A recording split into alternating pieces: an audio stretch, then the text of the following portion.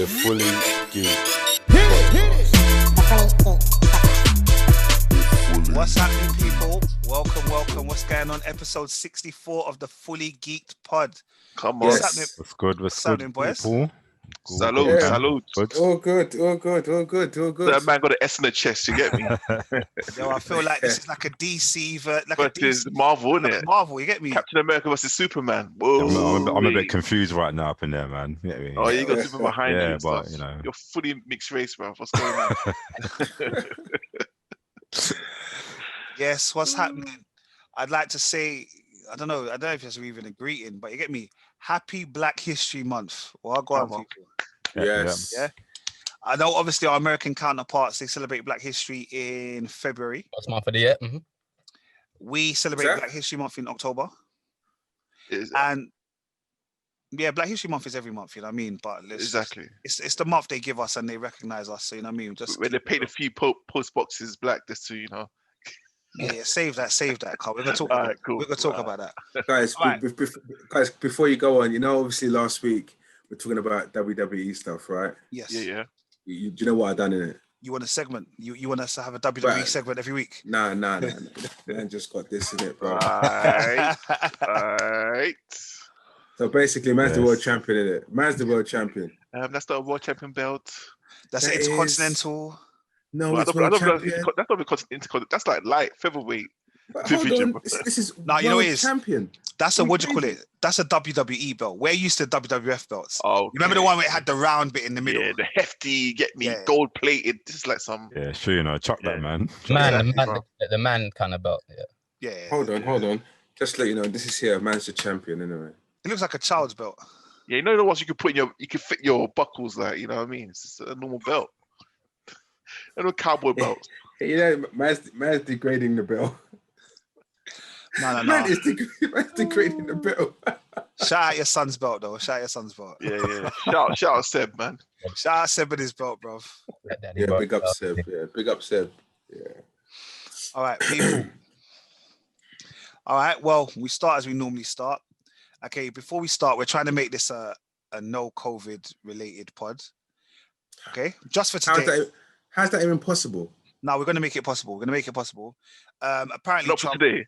Trump has got it, so we don't care. But let's move on. Stay Yeah? positive, Trump. Yeah. What's the first thing he said? Stay. I can't remember what the rest he said, but yeah. Hold on. Anyway, we're moving on. We're moving on from Trump. So, guys, Saturday just gone was the 3rd, August, September, October. Yeah, 3rd. I think it was the 3rd official Black Pound Day. Did you all forget this month? Nope. No. You shouldn't. No one should have forgotten because I posted it. Look at Kel's face. Okay, so the You know, second- I didn't forget, but I just didn't purchase it. You know what I mean? It's one of those ones where I was going to, but then I got sidetracked. But yeah, I'll make up for it this week. And let our people down, man. Nah, there's still time, man. There's still time. Oh, where's this police Black Pound Day? Yeah. Like, No, like, no. is it? Nate asked the question. Oh. Rich, did you support Black Pound Day? Of course it did. What'd you buy? Some keyrings. Okay, where'd you buy kiwis from? Anyone you want to Oh, shout out? I fully typed in. You know when you go and I went on Instagram and everyone posts like various kind of pages to where you can go into, and I thought, oh, what's not too expensive that I can purchase? If you know me, innit? You can suffer a hole. Oh gosh. I went big the first time. Right now, I just a couple. What was your big? What was your big? Oh yeah, I know you're big actually. I know you're big. Yeah, that picture that I bought. Yeah. And I bought some puzzles not last month, the month before. Some puzzles of Ghana, Jamaica, and whole of Africa. Okay. Which I'm yet to open. Christmas presents? You know what? There's more of a family thing, really. Okay, cool. Yeah, but yeah, big. Yeah, no, I think it's good. I think it's good that we still keep on trying to support Black Pound Day, especially in Black History Month. But yeah, so let's just keep it going. Power to the people. Yeah, and just try not to kind of think, oh, it's Black Pound Day, I can't be bothered. I think people are starting to get like that. Yeah, it's like it's becoming like a Chore. not a chore, but it's like I don't know. I know what you mean. Like it's just like okay, here we go Yeah. again. Yeah, but nah, it should be something we look forward to be honest. Yeah, exactly. All right. Well, going back to the story you said, Kel. Royal Mail decided to celebrate Black History Month by giving us 4 black postboxes. Yeah. I don't really know what to say, to be honest. The whole story. To be fair though, Rich, you thought it was a good idea, right? You was happy about it. What, me? Yeah, we had a chat in the group, remember? You was like, yeah, but they've done something for us, remember? No, yeah, to be fair, they didn't have to do anything. And you know what? To me, it's I would have preferred that, to be honest, Rich. Don't do nothing. Nothing. What are you doing? Yeah, don't do nothing, man. That's what I would have preferred. So it's like they can never win, right? No, if you're gonna do something to support someone, then do it properly. Oh, come on, guys. What's properly? Come on, guys, man. I don't know. I don't know what it is, Merv. I don't know, but what they did is not properly. All right. I know for sure. I'd also like to interject here, just because. So it wasn't that they've just painted 4 black postboxes. Okay, they've painted them black and adorned them with stories of famous Brits in honor of Black History Month. So, for example, comedian Sir Henry is on one of the postboxes in Belfast. They also have nursing pioneer Mary Seacole, who cared for wounded soldiers. She's in Cardiff. There's one in London, which is in Brixton, which is queuing at the RA by a British Nigerian artist, Yinka Shonibare, which was also previously appeared on a limited edition stamp issued by the Royal Mail in 2018. And the 4th one in Glasgow depicts footballer Walter Toole, who was the first black player signed by the Rangers, and he was killed in the First World War in 1918. And they all have QR codes which reveal more information about the Brits when scanned by a mobile phone. Boom. No, I think that's good, man. No, that's sufficient. Yeah. No one knows. That's sufficient. How's that sufficient? No, like how many statues are there of these Europeans in these countries that they're talking about? What they're talking about, all these great people. Why not erect even if it's a temporary statue? What are you talking about? How's that good? That's not sufficient, bro. It's okay. It's not sufficient. What do you mean? Obviously there's thought went behind it, right? Oh, okay. What, for 4 boxes? You're honoring 4 black people in Black History Month. 4 black people. Listen, I don't know what you want, right? It's like it's a never ending story. What do we want? We want the recognition we deserve. You know what? I'm with Rich here, innit? Because that's fine. That's fine. It's one of them ones like, if we're saying okay, we need more. Again, what exactly is it that we want? Listen, I'm not saying we need more. All I'm saying is, having 4 boxes for me is not sufficient. For me, if you're gonna honor Black History Month, 4 boxes in the whole of the UK, for me, is not sufficient.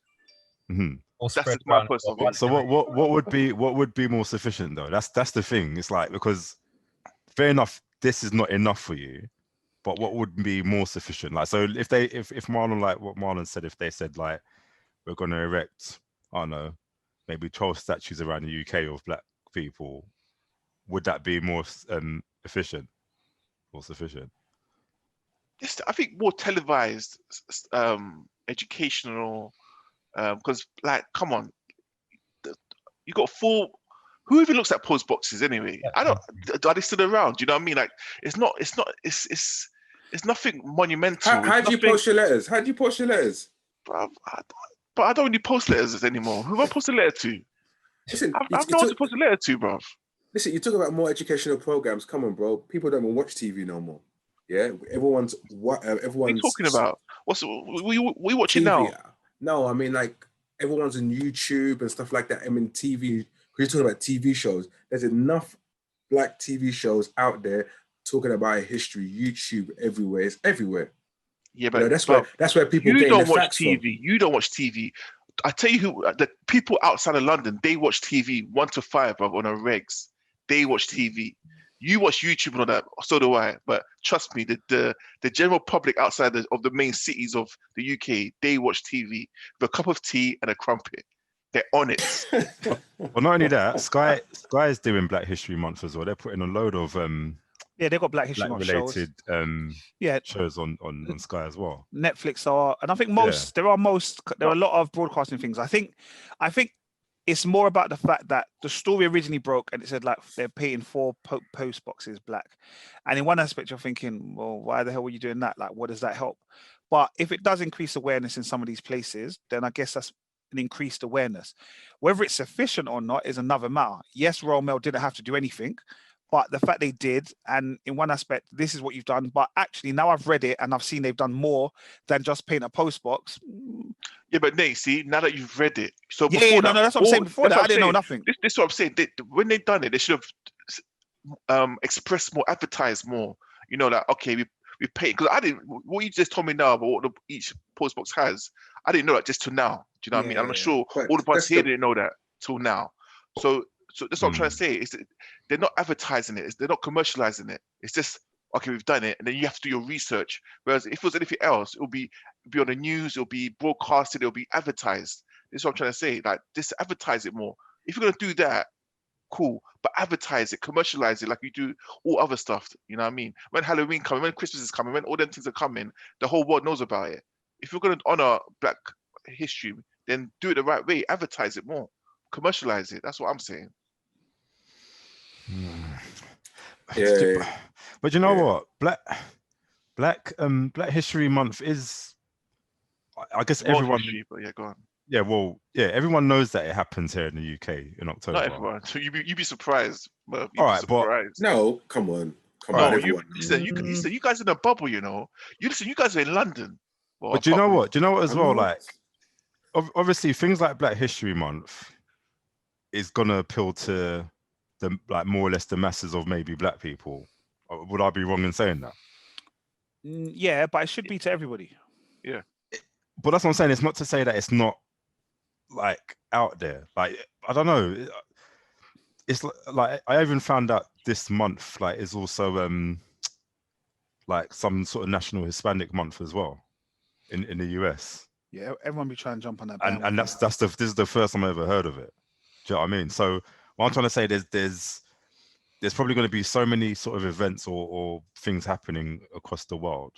But even that's what I'm saying. But even Hispanic month, what is Hispanic? You know, this is another subject anyway. Yeah. But what I'm saying is, like, again, they've done something. Okay, it may just be like, okay, 4 post boxes out of the whole of the UK, and not only that as well. It's like, well, not everyone even lives in those locations as well. So if they really wanted to see it, they would have to travel in this COVID situation to just go and see it and stuff like that. But again, it's something like it's showing some acknowledgement, isn't it? I think we have to shut us up. I think it's this is like, not to shut us up, but like, guys, we've done something. All right, we know about BLM. All right, just have this. Be quiet. Nah, man. This is my personal view, and that's how I feel about it, man. But like I said, for me, I think it was all right. Do you know what I mean? Like, it was done. Like, I guess there was more history about it, and you would hope that there was other things that went along with it. Yeah. Listen, you know what? I'm not even saying that it should be a massive thing. I'm not saying that. I'm not even saying that, you know, Black history should be something huge and it should be celebrated and it should be done all over the gaff. I'm not saying that. I'm just saying, if you are gonna do something and publicize it, and you're gonna do, you want people to know about it, then do it properly. That's what I'm asking. That's what I'm saying. I'm not saying it should be bigger than what it is, or they should do more or do less. I'm just saying, if you're gonna do it, just do it properly, like you do anything else. But that's the thing. It's like, even when it's Chinese New Year, when it's Chinese New Year, everyone knows about it. Everyone knows about when it's Chinese, what and all that kind of stuff. And it's celebrated the same way as everything else. So why is it when it's Black History Month, it's just something on the, cool, we've done this, and that's it. I'm just saying that. But again, what is properly in it? Because, like, I've just said it. I've just said it. I know, but but again, I guess for Chinese New Year, it's like, are you talking about with Chinese New Year is more or less kind of the street parades when they do? I'm just saying, like, as an example, because I just remember growing up or whatever, I knew what Chinese New Year was, what the celebrations, the blah blah blah. Do you know what I mean? Why is that? Why is that? I know about their culture. But it's different now. It's different now. Obviously, growing up for kids now is different. They know everything about Black history. No, they don't. That's one of the sad things is that in schools, for example, if you looked at the school system, not every school even celebrates Black History Month. Yeah, and I feel like that should probably be a bit more. And I think potentially there should be a group that kind of take Black history underneath their wing and kind of just try to educate the masses. There are lots of things that are being done in Black History Month in pockets. So Hackney, for example, they have this really wicked, in the libraries, they used to always have this Black History Month exhibition, all that kind of stuff. It looked amazing. And occasionally Hackney Empire, they'd do a little kind of function, but that's Hackney.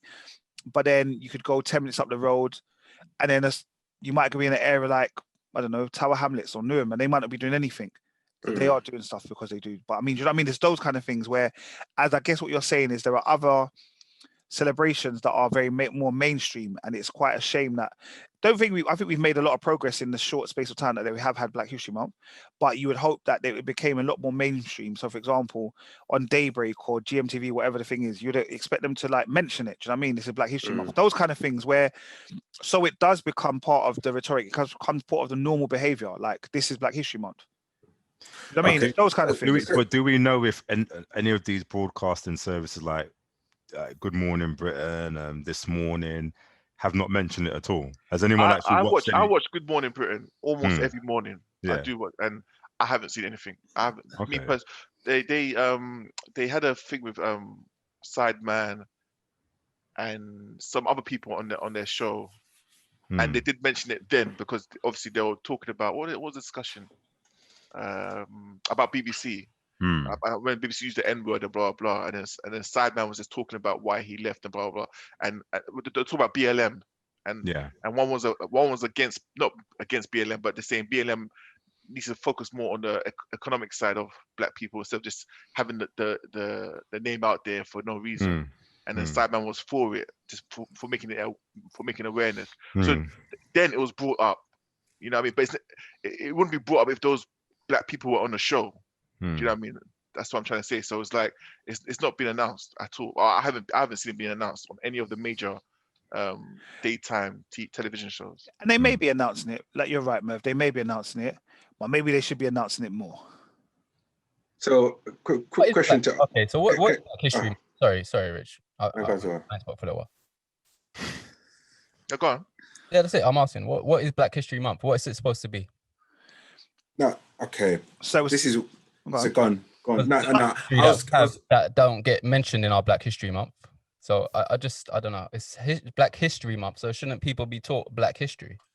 Isn't that what we're saying? Like, I know we probably know this stuff, but like most of the inventors, like traffic lights, refrigerators, escalators, first computer, first doctor, shouldn't those kind of things be like everyone's excited about new bisexual actor that gets massively glamorized, and a lot of people were in this group excited about that, but we're talking about our history, and it's not really. I didn't say you, Nate. I said people. I didn't say a word. I didn't say a word. I don't get it. I'm just like, it's Black History Month, right? So shouldn't we be trying to talk history of Black people, like the stuff that we've done, like who built the White House, for example, things like that. Who built civilization? But anyway, there you go. Exactly. I don't even want to go that deep. Like, just give us something. Like postbox. Like when you look at that, as what we're saying, postboxes compared to what we've done in history. That's. No, but you got to remember, that's just coming from a small organization.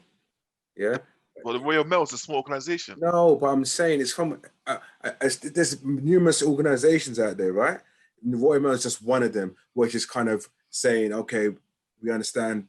They don't understand, but the trend recognition. That's all they're doing. Yeah, right? and you got to give them credit because, like I said, like Rich is saying, there's so many hundreds or thousands of organizations out there, and yeah, Royal Mail is a big organization, but they've also an organization that's like, okay, yeah. How much effort do you think it took them to paint 4 post boxes and to just put up a little quotes or whatever they put up? How much effort for a big company, Royal Mail? How much effort? How much expense do you think it took them to do that? Almost next to nothing. Do you know what I mean? That's what I'm saying. Yeah. Like Royal Mail, you know what? When okay, I'm not saying we should be treated like the royal family, but when it's a golden jubilee, whatever, the stamps will get. You know what I mean? Like they'll change their whole press run, the whole prints. So every letter you get, whatever, you see like the Queen's whatever, or even Guys, not, it's the Royal Mail, bro. It's I Royal know, no, Mail, but like listen, we're in not even the Britain, Royal Mail, innit? sorry, but like even but even certain occasions, they Mm. change the stamp and stuff, and they Okay. you know what I mean? Kill. I'm not saying Please we should remember. have that, but I'm Please just saying remember. that's more of an effort. Technically, this is a white man's country, right? Yeah. Built off of what? Built off. Listen, Do you know? That's what I'm trying to say. This is what they need to educate, bruv. Built off of what? This is the UK is a rich country and a successful country built off of what? This is what they need to educate everyone about. Do you know what I mean? And stuff like that. Of their wrongdoings, bruv. Of their slavery, of how they. No, I'm just what I'm trying to say. I don't want to go too deep, but like this is what needs to be acknowledged by everyone. Just so that everyone can understand the whole BLM movement and what we're trying to, what was trying to be made here. Do you know what I mean? The history we're trying to make. Okay, just a quick question to open it up. So, do you think Black History Month is necessary? I don't like having a month, to be honest. Like I said to you, I think it's world history. I think, a lot more education needs to be done generally for the UK public in general in regards to Black history, Black people, and everything. You know what I mean? But it's baby steps in it. So give us a month, cool. You know what I mean? I can't ask for the world. So if you want to give us a month, what can I? Like you said, it's a white man's country, innit? They've given us a month. They've given it to us, but they don't really honor it or acknowledge it, apart from doing little minor things. Do you know what I mean? So cool. I think it's more our duty to make noise. Do you know what I mean? Which we're doing now. So if they won't do nothing about it, we have to make more noise as a people to try and get more recognition about this month and honor it more. Because I was going to say about the educational stuff. Is it a case of we get to a level where we're teaching our history in classes throughout the world, yeah, and from there where it's a constant thing. It's in the curriculum. Nate's teaching it. Everyone's teaching it. And is it a case where Black History Month is not needed no more? So is it a case of that now we're teaching it and everyone's been educated? Is that sufficient? Yeah, yeah, I'll be cool with that. Yeah. That's what I'm saying, Rich. Like, if we were taught a lot of the Black history, I feel like us as people would be a bit more respected. Like, we're nothing to a lot of people. We're from slavery. But if people know that we were the first doctors, first eye doctors, first everything, we might get a bit of respect put on our name. That's all. But racism is a lot from ignorance. It's a lot of ignorance, racism. Do you know what I mean? So like. That's what I mean. Education is key. That's what I'm saying. So I'll be happy with that. Yeah. To answer your question, yes, I'll be happy with that. Nate, Merv, thoughts? No, I've kind of said my thoughts really. Like, yeah, Black History Month is needed. It's needed, and I guess it's how people use it for the month. And I think it's, for me, more than anything, it is a month where, for that month, people should recognize and take account of what other cultures have brought to the land that we live in. Yeah. And I think there are certain months where, for example, we look after certain marginalized people, and like, nothing against it. But I know, for example, in June, when we have LGBTQ month, we have big organizations like banks changing the colors of their logos. Yeah, we have like a big massive parade where that's now becoming almost like a standard part of thing. Like, so we have Carnival in August, we have LGBT, we have like parade in June. Yeah, these are like big massive things that everybody recognizes. We have Pride in Manchester, in London, in Paris, and all that kind of stuff. And I'm not against any of that stuff. But I think also with that same energy, like I've always said, we should also have those things or other things. So for example, come October, I don't know, maybe it's not a March or something, but maybe in October, there's something that we know every year goes towards the whole representing of Black History Month. Maybe we have a couple organizations changing stuff, like a little logo on your phone or something, you know what I mean? Like a little knowledge that pops up every other day or whatever. I just feel like there's ways that as people, we can make Black History Month be a bit more interesting, challenging for people to kind of know that won't necessarily make, like you said, Kel, that don't live in the major cities. Yeah, those same people that live in smaller towns, that when they talk about like foreigners go back to your home and all that kind of stuff, and they want to vote for Brexit because they think all the foreigners are coming to take over their jobs.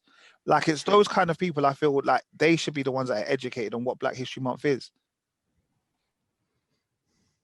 Yeah.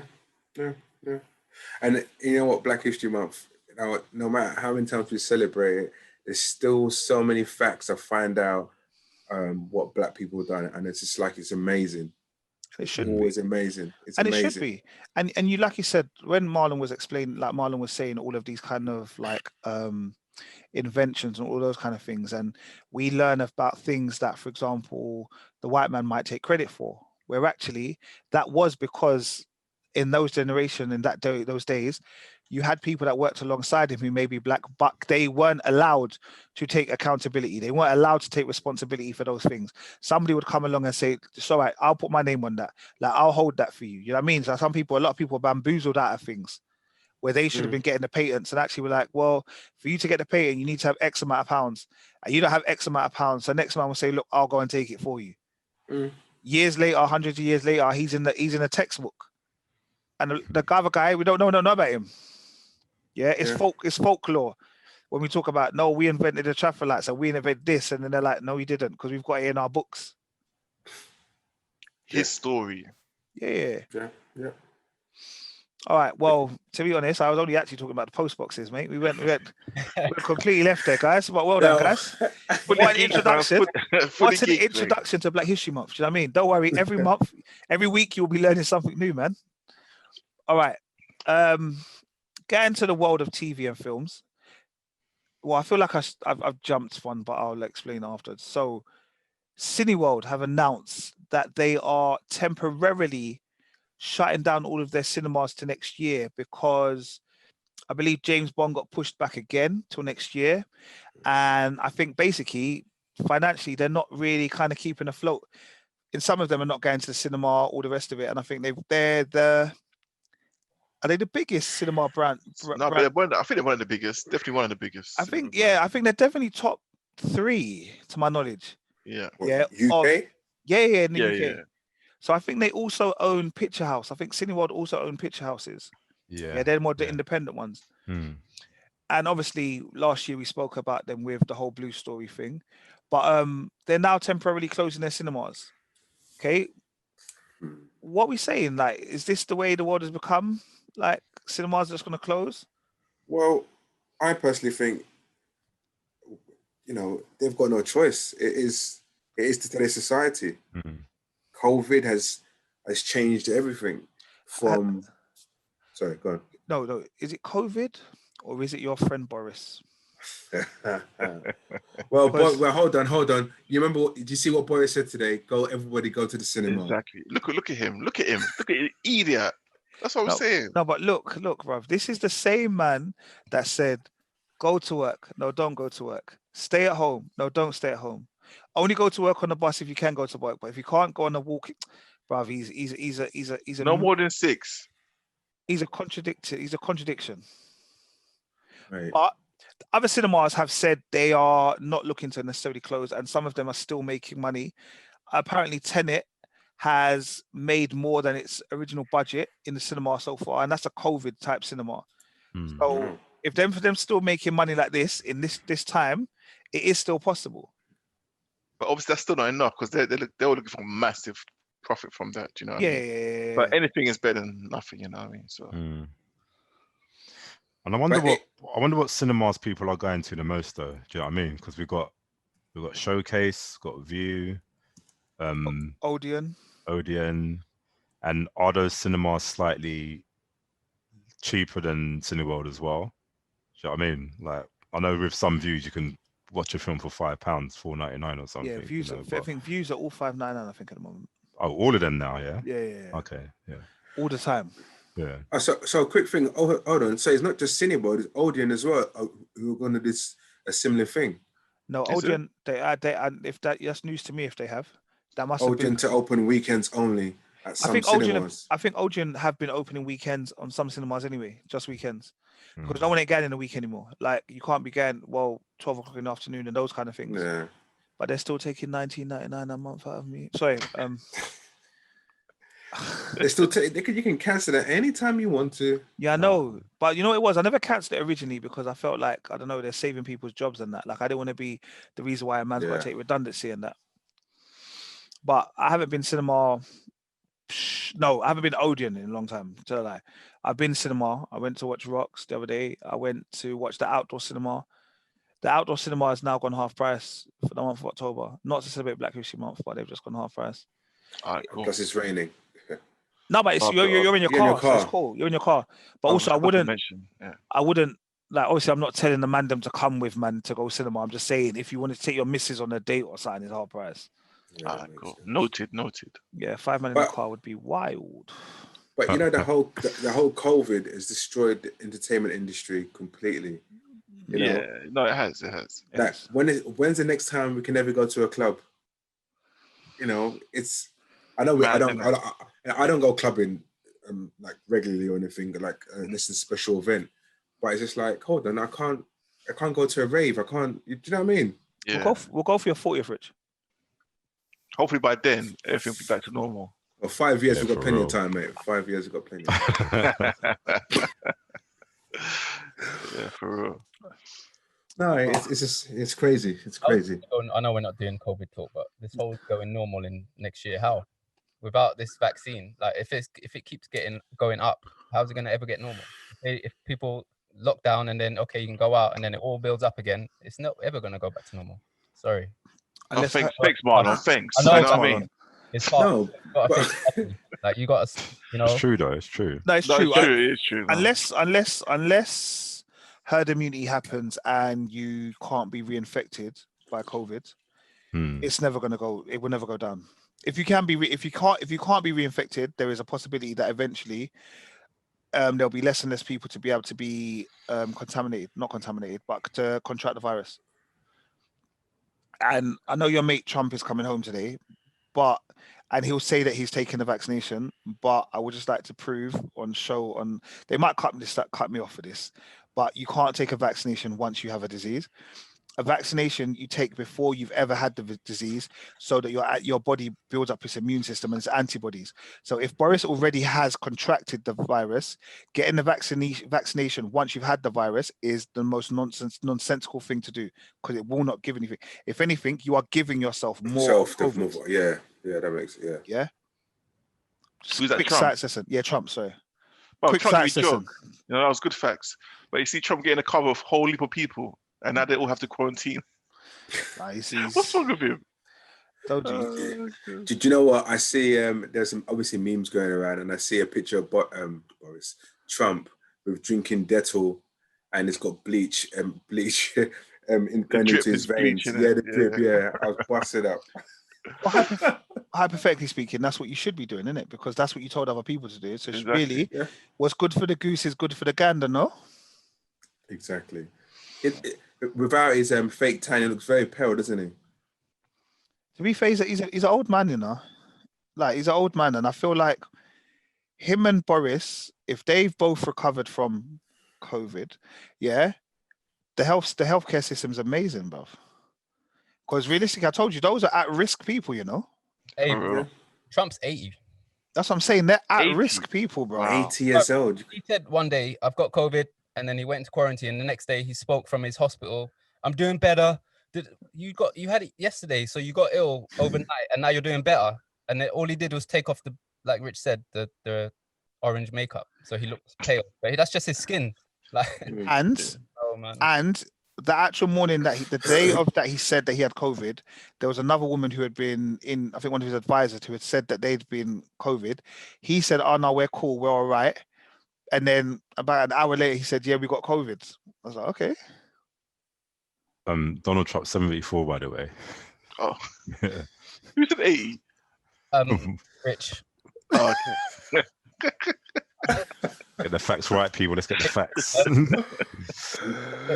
Oh God. Well, yeah. All right. Please. I didn't really want to bring this up because it's Black History Month. Did anyone see the gym, the post from Pure Gym today? Yeah. Yes. Absolute nonsense. With Mr. Simpson. With the 12 years of a slave gym workout. Yeah. Really? And it's like, remember last year when Gucci did that blackface jumper thing? Yeah. Realized that it was going to be like, are these people not taking the piss? But apparently it was a black guy that done it, right? No, it's a black guy. He's a PT. He's a general manager in the gym. Yeah, but that's even worse. Yeah, no, but this is what I'm trying to say. He's a black guy. But we will always use each other to do this stuff. You understand? Like the slave master got you, not you. Like he got one of us to be the guy who's gonna whip everyone else. You get me? We got, and that's what I'm saying. Like we've always been doing it so that we do it to ourselves.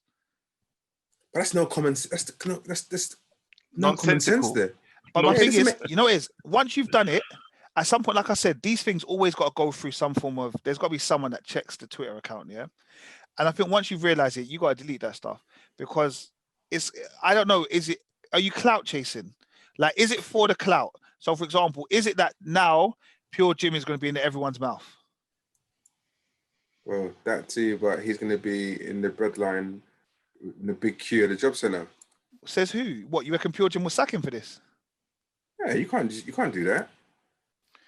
I mean, now that it's made the lines, he might get sacked.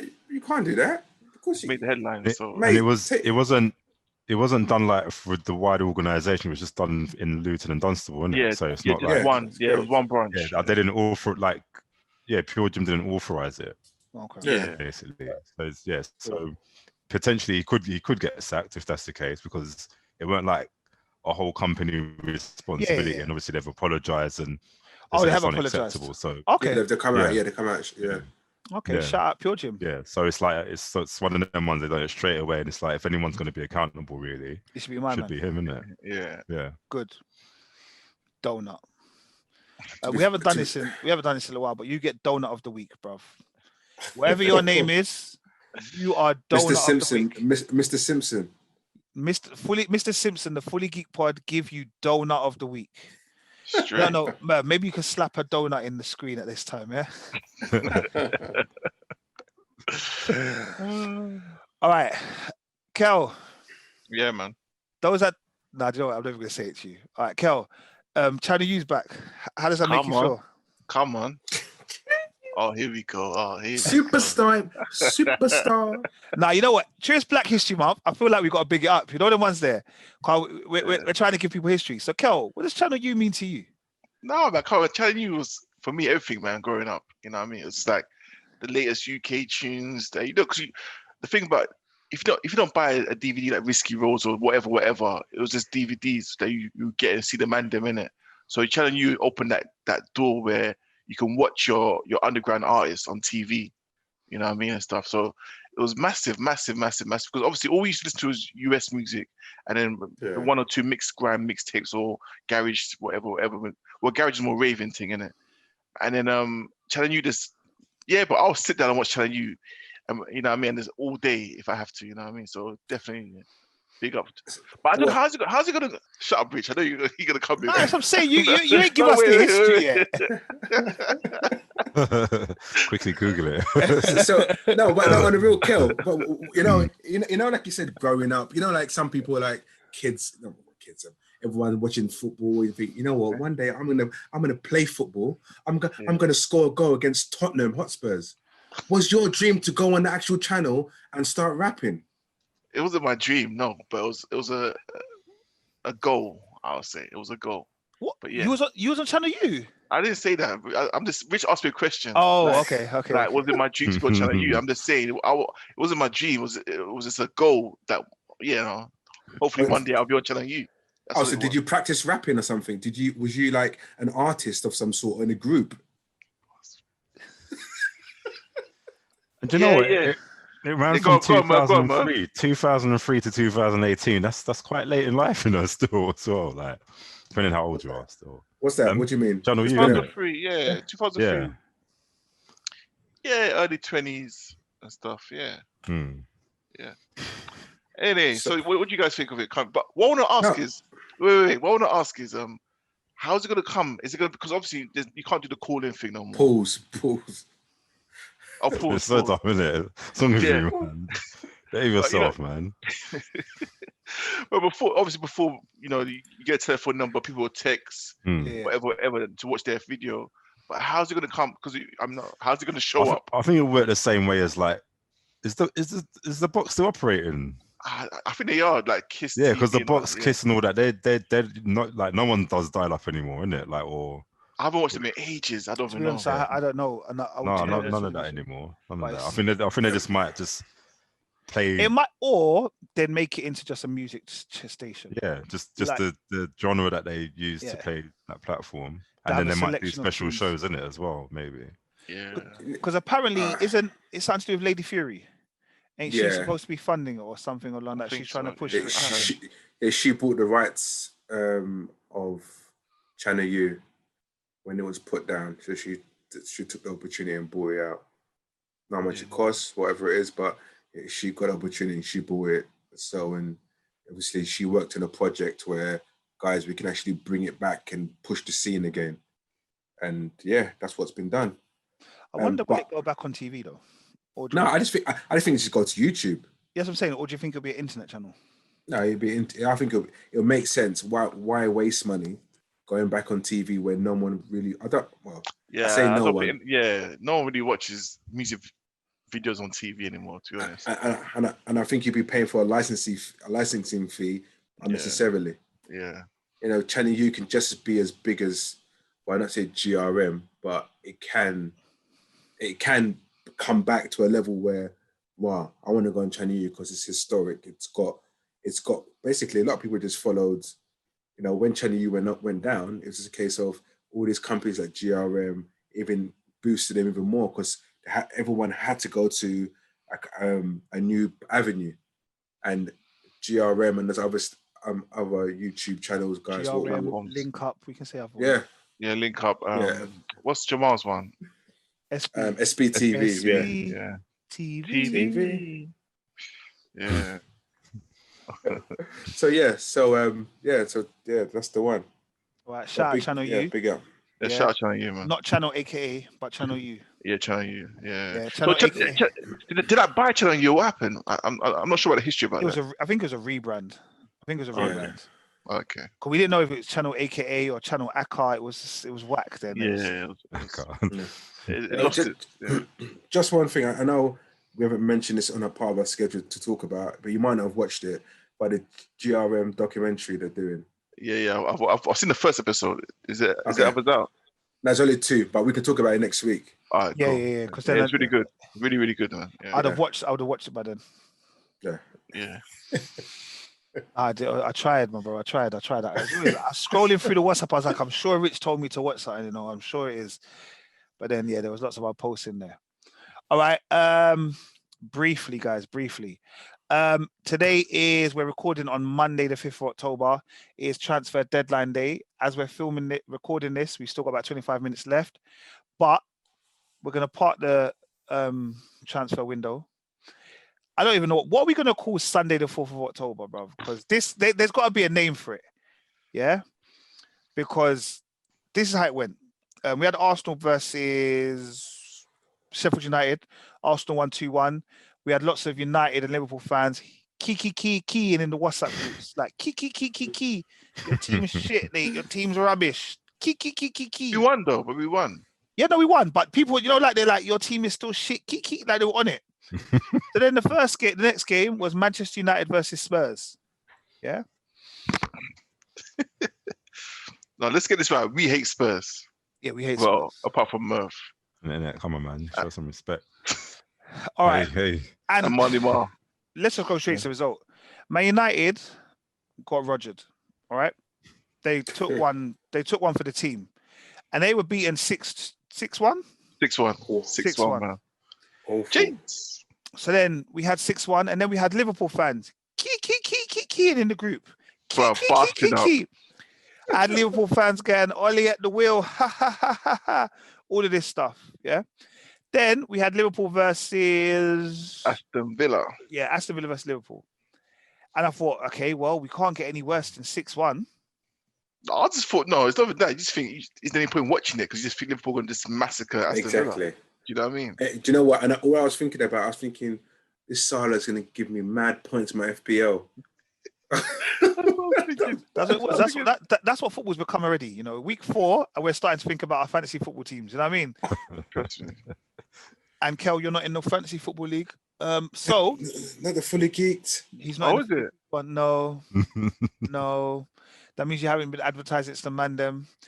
But Liverpool got beaten by Aston Villa 7-2. Big Liverpool. They won. Like they always say, well, you won the Champions League, the World Cup, the Premier League. We're the best team in the world. Merv, just to let you know, Liverpool can't actually win the World Cup. The World Club. What are you talking about? World Club. Oh, I've said World Cup, and I thought, what are you talking about? World Club. Yeah, I know that, by the way. Thanks, man. Just making sure. All that. All right. So, yeah, that was one of the most ridiculous Sundays in a long time. I recorded Match of Day 2. I think Match of Day 2 was probably one of the most watched programs. Oh, you know, I thought it was going to happen. I thought they'll say, listen, Gary Lineker, we need you for this one. Gary Lineker, Ian Wright, Alan Shearer, we need you for this one. Put it on Zoom. You know the ones there. You man on Zoom. Just put them on Zoom. Yeah. But you know what's funny? Because when Match of Day came on, it was extended because of so many goals that actually happened that day. And I was thinking, bloody hell, what a mad season this has started already. Yeah, it was madness. But shout out all the people at work that I've been keying at all day. It's International Week, so I've got shout out Gokes, bruv. 2 weeks I can key all the time, bruv. All you United fans, Liverpool, dickheads. Oh gosh. All right, well, like I said, we won't go too much into football. I know man like Marley Marl doesn't really care for football. Can I mention Partey's basically done? I enjoy football, but I support Man United, so it's not really my. Oh, so look, the two man at the bottom, Merv beat Marlon. No hard feelings, man. No hard feelings, innit? We're still fully geeked, man. That's what matters, isn't it? That's what matters, isn't it? You know, you try and bring a man in. Yeah. I know. Just spoil it, man. Start shaking hands and hugging each other. Rich, I don't want you to say it in case it doesn't come true yet. No, it's done. It's cool. It's not, Rich. It's done. Rich, how's it come on the yellow ticker? Rich, don't. It's not on the yellow ticker. Don't do that. It's not on the yellow ticker, Rich. Okay. It's not on the yellow ticker.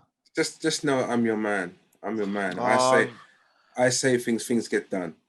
Yeah. What's the yellow ticker, please? Like, share the flavour, man, innit? Share the spice. What's going on? All right, on Sky Sports News, the yellow ticker is the yellow banner that comes underneath the thing, and that when that scrolls across and says a signing has been done, it means it's official. It's official.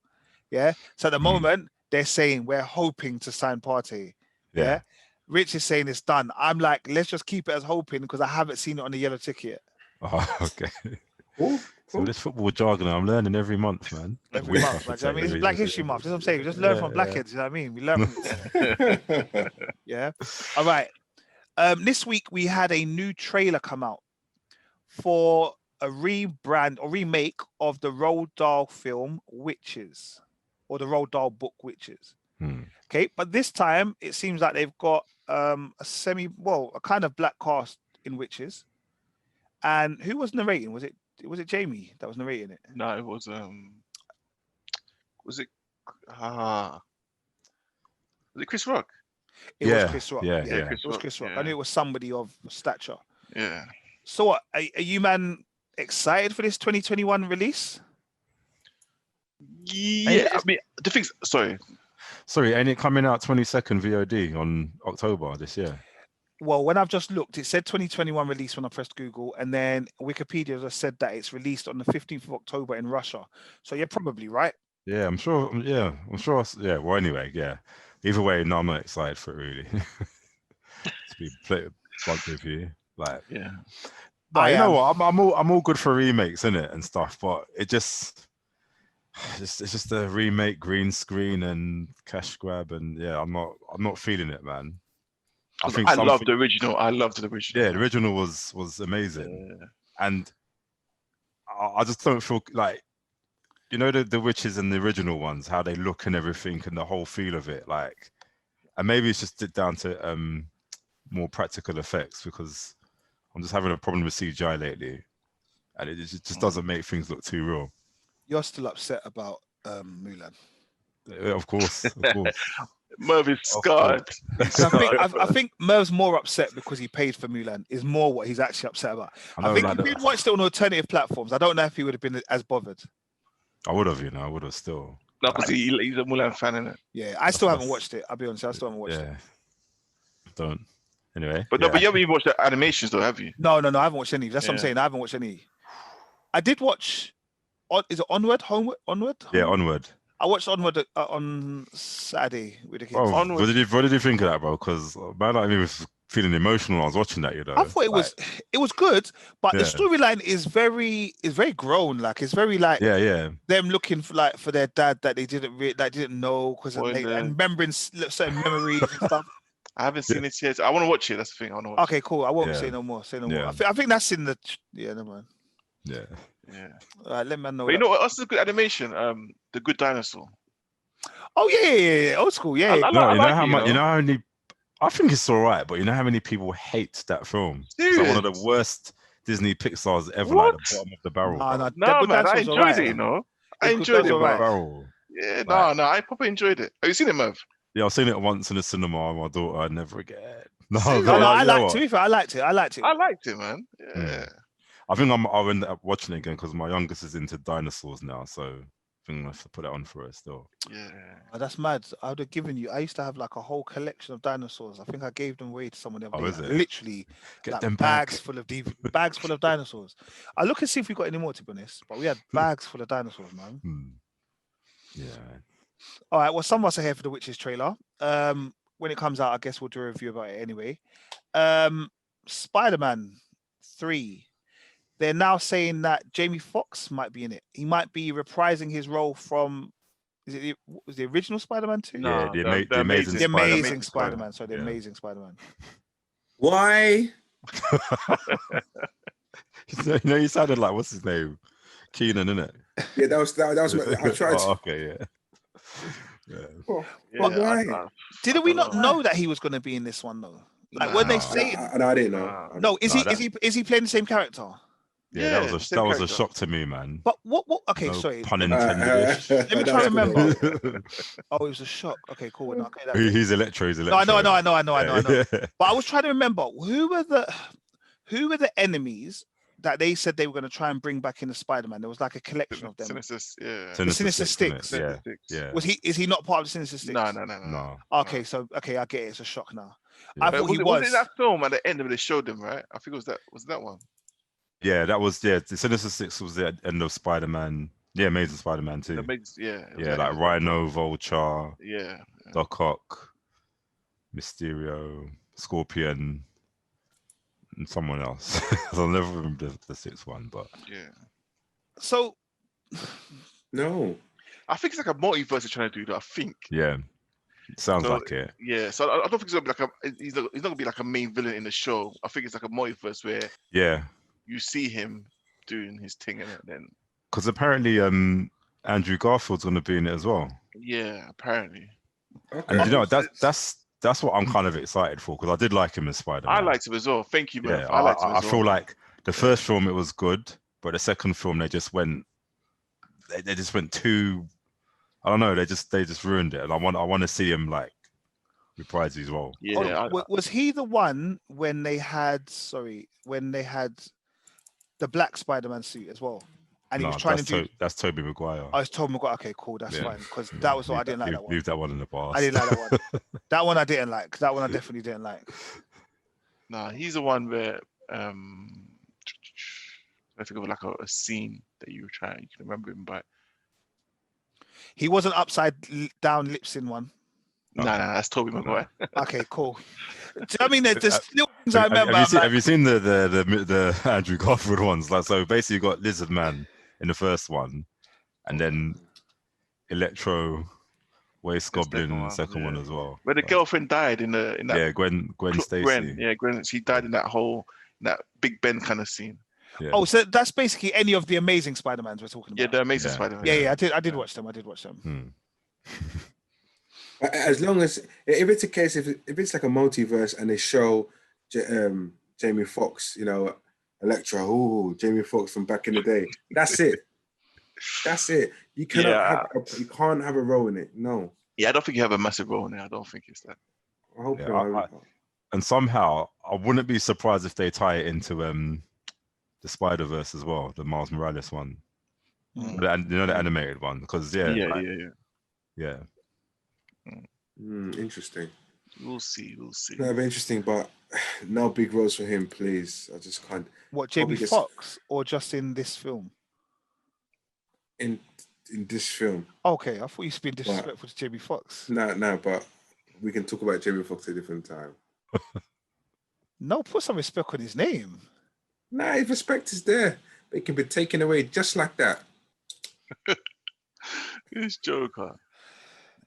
In good old Black History Month, this is how he's disrespecting the man. All right, cool. All right, people, it's that time. Let's get on some shows. So we have. I'm not even going to jazz it up and pretend like I'm going to put them in a different order. We already know the order. We had Boys season 2, episode 7. It's the penultimate episode of the season. Okay, it was called Butcher Baker Candlestick Maker. What are you thinking? About the whole episode? About any part of the episode. Tell me about the episode. What happened in this week's episode of The Boys? This one's about saving Starlight and obviously Homelander's son in it. Yeah, those are the two main stories, right? Yeah. So the Homelander's son part was deep, man. That was deep. Like, that's what I mean. That Stormfront, she's a little. The twang. I'm sure she knew what she was doing. I'm sure, it's all pre-planned. Because hers look at the baby. I'm sure she even knew about before he even told her. Yeah. So she'll plan the whole baby thing. Let me look at the baby in a sad way. Then he'll confess that, okay, you know what? I want to show you something. Because the way she twanged him quick and then twanged the son, I was like, this woman. And she told the woman that, listen, I'm gonna be the new mum, basically. Yeah. The disrespect, man. I felt sorry for the mum, man. I probably felt sorry for her. Just turn the son against her, and up in the sky they went, boy. But was the mum doing what, hypothetically speaking, had happened to the dad previously? In a way, yeah. So the mum wasn't wrong about lying to the child, but obviously the mum was just saying she's seen what Homelander has become in it. So she doesn't want her son to be like this guy, basically a dickhead with powers. Do you know what I mean? I'm sure she was eventually going to tell the son about the outside world and, whatnot. But she wasn't doing it her own time. Whereas obviously Homeland wants to do it right now, like get the child involved, let him know what he can do. You know what I mean? But it was those two opposing views. But yeah, obviously Homelander won so far, boy.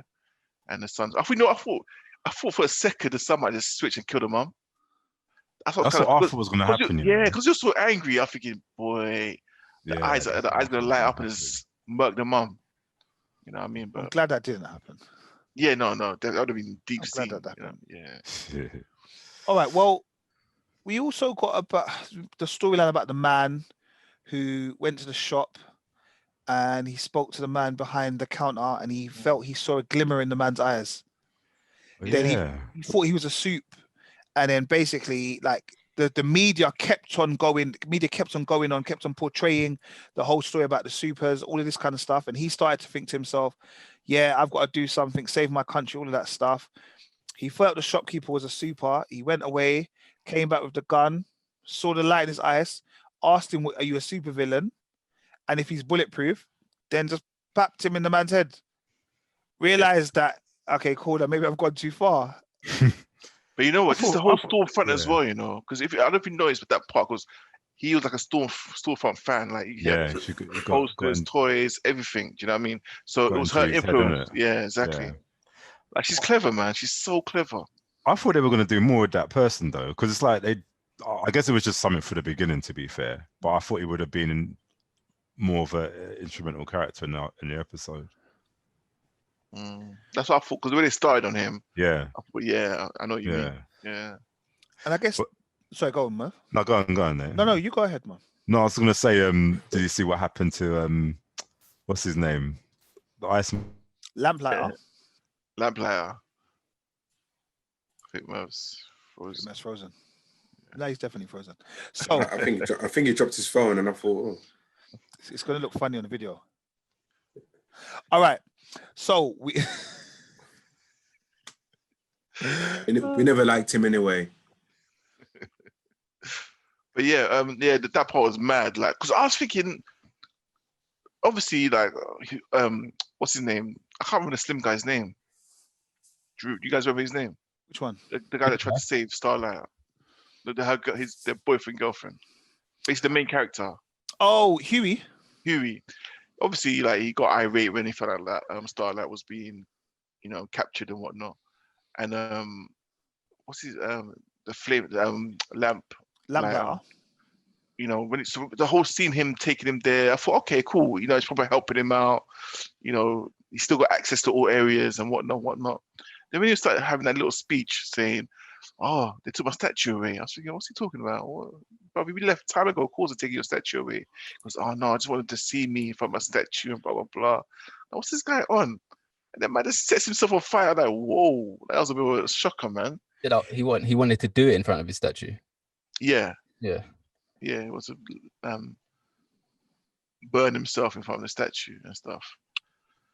But yeah, bro, that was a mad scene, bro. Just seeing him, and like, wow, I was thinking, why though? Was he just depressed, or is it because he's been left out of the seven now, or what took him there? Do you guys? Well, you remember they wanted to take down. They want to take down Vought, and then basically, so they had got him, and he said that he would testify. But I think it kind of got too much. He didn't want to risk his life, all that kind of stuff.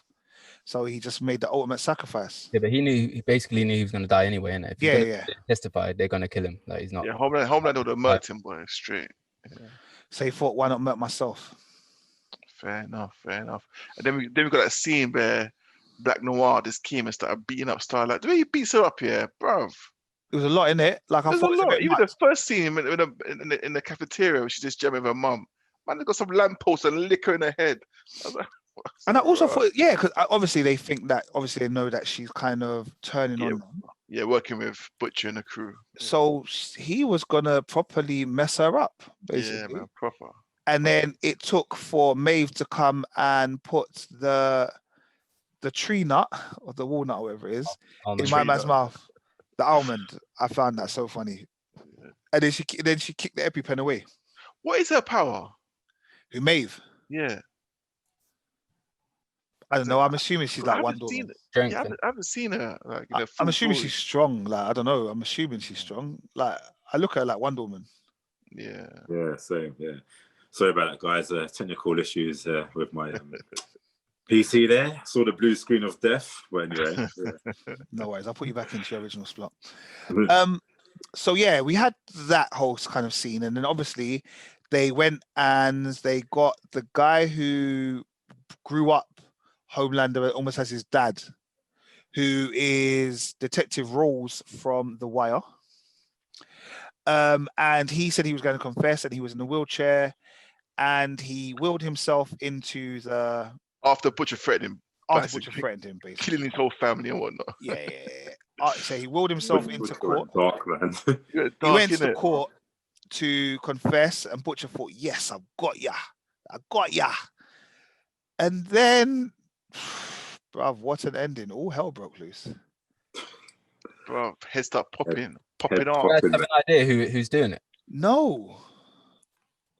Have you got some? No, just... Oh, I thought like you was going to give me like a great reveal. I thought it was an inside scoop. Yeah, because all I know is that everyone's heads just started blowing up. Was it happened to that reporter is the first or second episode? Yeah. Remember that reporter? She's talking to them outside the van, isn't it? Yeah, and then the head just popped off like, psh. I was like, raw. Like, he said something that she shouldn't have. Yeah, I don't know, man.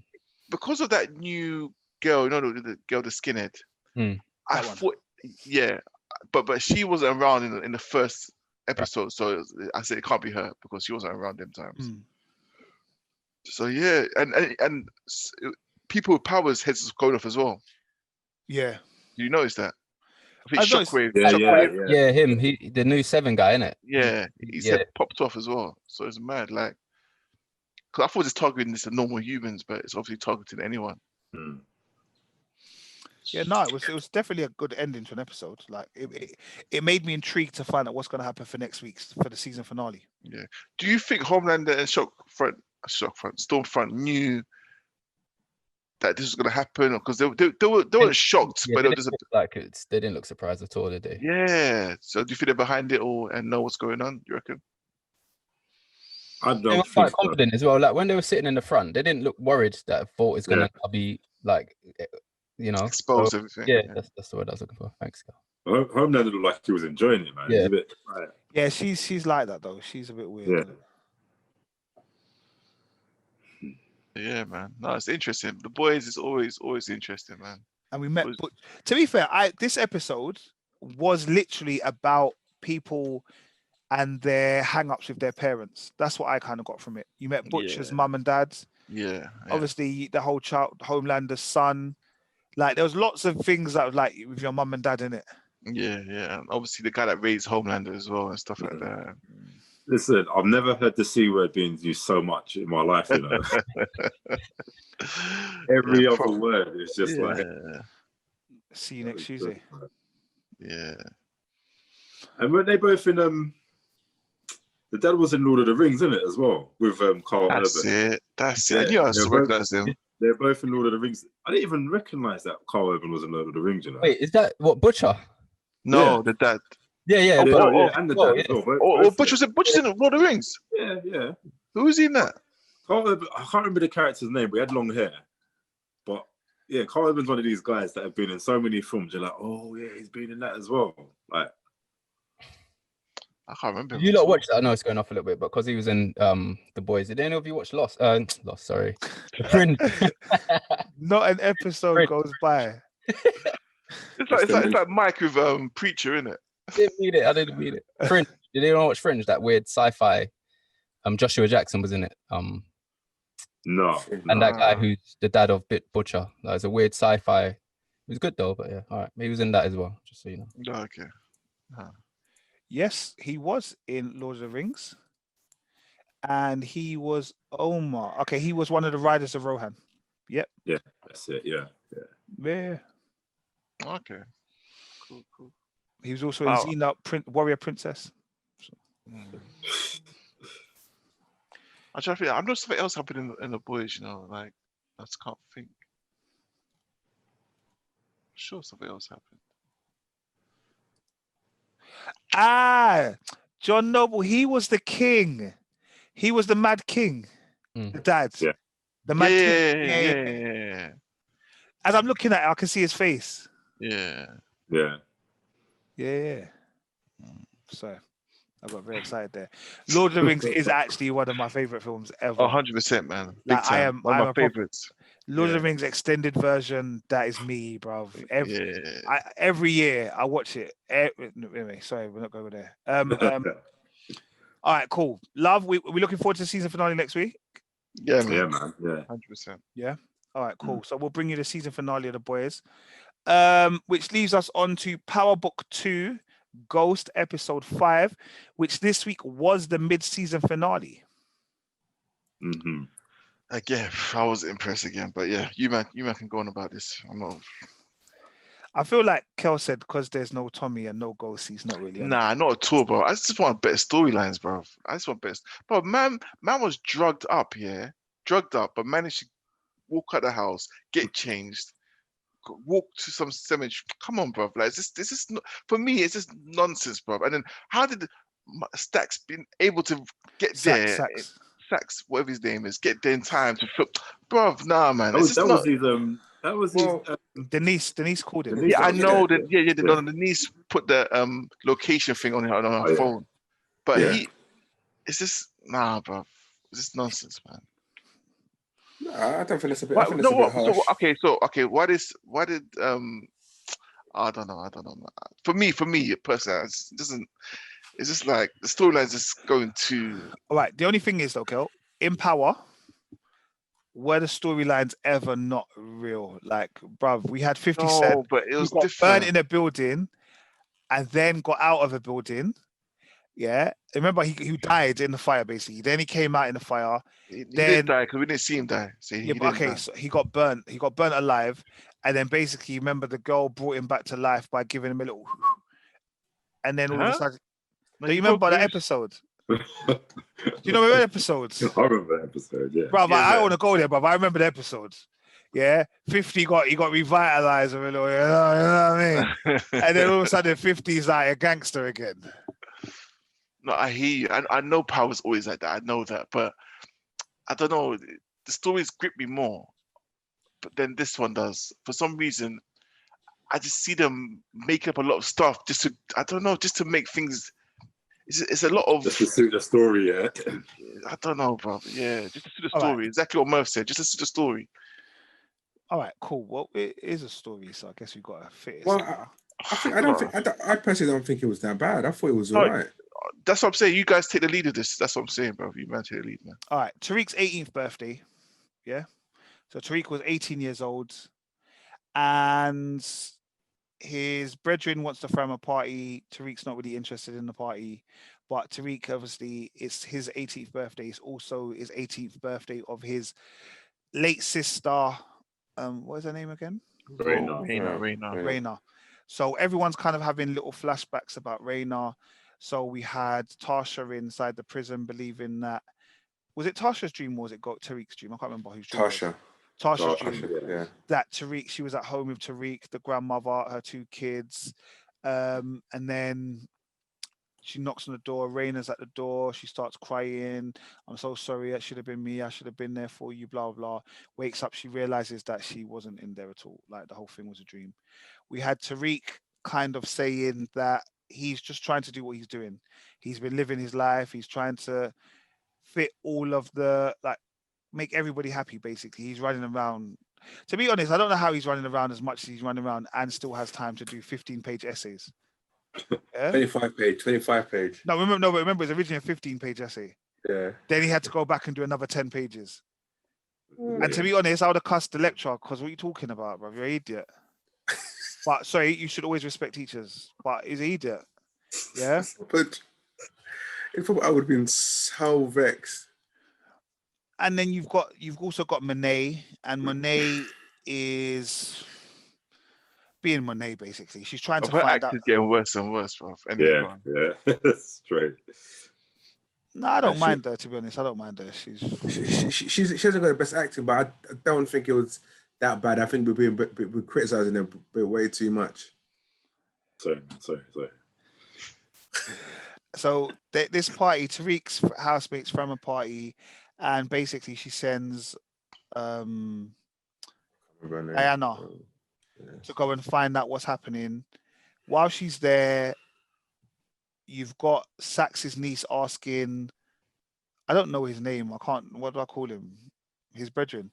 Sax's niece asking the brethren all these questions about Tariq. He starts to get upset. Why do you know so much about Tariq?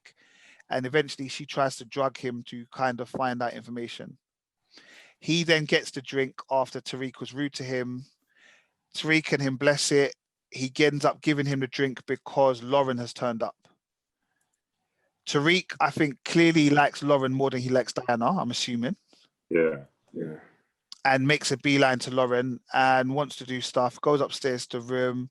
But the way he buoyed off Diana, I was like, wow, that was lethal. He was like, oh, have you found your cousin yet? All right, cool. You're looking for your cousin. All right, cool. And he just buoyed her. Ouch. And then went upstairs. And obviously, I don't know. I don't take drugs in it. I don't know how this stuff works here. But the drugs seem to be working very, very quickly. Yeah. All of a sudden, he's all like out of it. They want to start lip-syncing. She says no because you're drunk. She goes to say something to him. Next minute, he's fast asleep. And then what happens after that? Did she leave the room? She left the room. And then the brother comes in. No, the girl. The niece comes. The niece comes in. I thought, what are you gonna do? Like, I thought maybe she was gonna try and do something with him, but then and then get caught or like say that he did something to her. And basically, in 2.2 seconds, she managed to get his phone, facial recognition, and then set it to tracking mode. Is that what she done when she put the selfie, the facial recognition? Yeah. So that's what she did. So she did the face, so because obviously, so that his face can come up, because otherwise she can't access the phone. Yeah. And then she managed to put the tracking on, and then the brother walks in and thinks that they're doing something together. It starts acting up, starts being rude, and then he ends up leaving and going on a walk. But before he goes on a walk, he then ends up going to talking to my girl, to Diana, outside, like everything was cool. Yeah, hi, what's the matter? You're right. And like he was speaking to her like it was absolutely nothing. Remember, he's meant to be spiked, He's meant to be spiked. So how he was making sense and all that, I have no idea. But it wasn't even making sense. He was talking to her like, me and you just didn't fall out, we're good. Exactly. And Diana was talking to him like, yeah, okay, cool, we're good. All right. And then I guess she took his gun and went out the base. She took the gun. I didn't understand why. It made no sense though. Exactly. It made no sense. Made no sense. Because why did you take the gun? That don't make no sense. Yeah. And then tell your mum that you took it. I know. For the mum to give him back another one. A better one. Exactly. Okay, he didn't look like he had them shooters that if you shot it was gonna hurt your hand. But Nate, you see, for the past 10 minutes, you've been mocking the whole thing. I don't know if you realized it. You've been mocking the whole thing. No, not mocking it. No, you are, bro. Listen back to this. You've been mocking the whole. What I was saying at the start is exactly what you're doing. You're mocking the whole thing. That's what I'm saying, bro. Okay, so all right, let me use some different energy. All right, cool. So then Sax's niece spoke to Sax, and then all of a sudden Sax then went and he ended up recording a confession, which I don't understand how you recorded a confession at the cemetery so clearly, because he didn't actually say anything. Like he didn't actually say that I killed him. Exactly. He said that I had to do it. He didn't say what he had to do it. That's not confession. But to me, that's void. It's void because it's inadmissible in court. Yeah. Mm. But then basically, I guess what happened was the link up. Well, I guess the end is the link up with Davis McLean and Sax working together. Yeah, basically. So basically, free Tasha, but put Tariq aside. Exactly. But we know it's not going to happen. It's not going to happen. No. Well, will it? Dun, dun, dun. It possibly could happen, but for me, if Tariq's in jail and everyone else is outside, it's a non-starter of a show. And similar to what we said last week, the teacher stuff is really annoying. Oh my God, please. Now Zeke, innit? Delete them. Now she's moving on to Zeke, man. Now she's doing exactly what my man's doing, and it's fucking students. Delete their storylines is waste, absolute waste, man. She's a TV hole. We don't use those words, Rich. I know, I was wondering, man. She's sexually liberated. Yeah. Come to my school. Well, what's going to happen in your school, Rich? Nothing. Oh.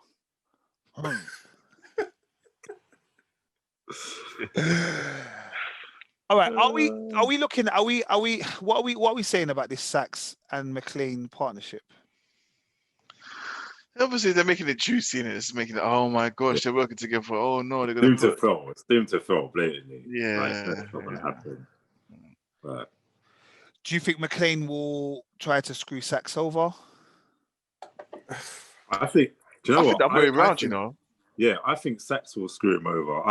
That's what I think as well. I have a feeling that Sax is going to be one of these characters that will just stay in every single Power book, basically.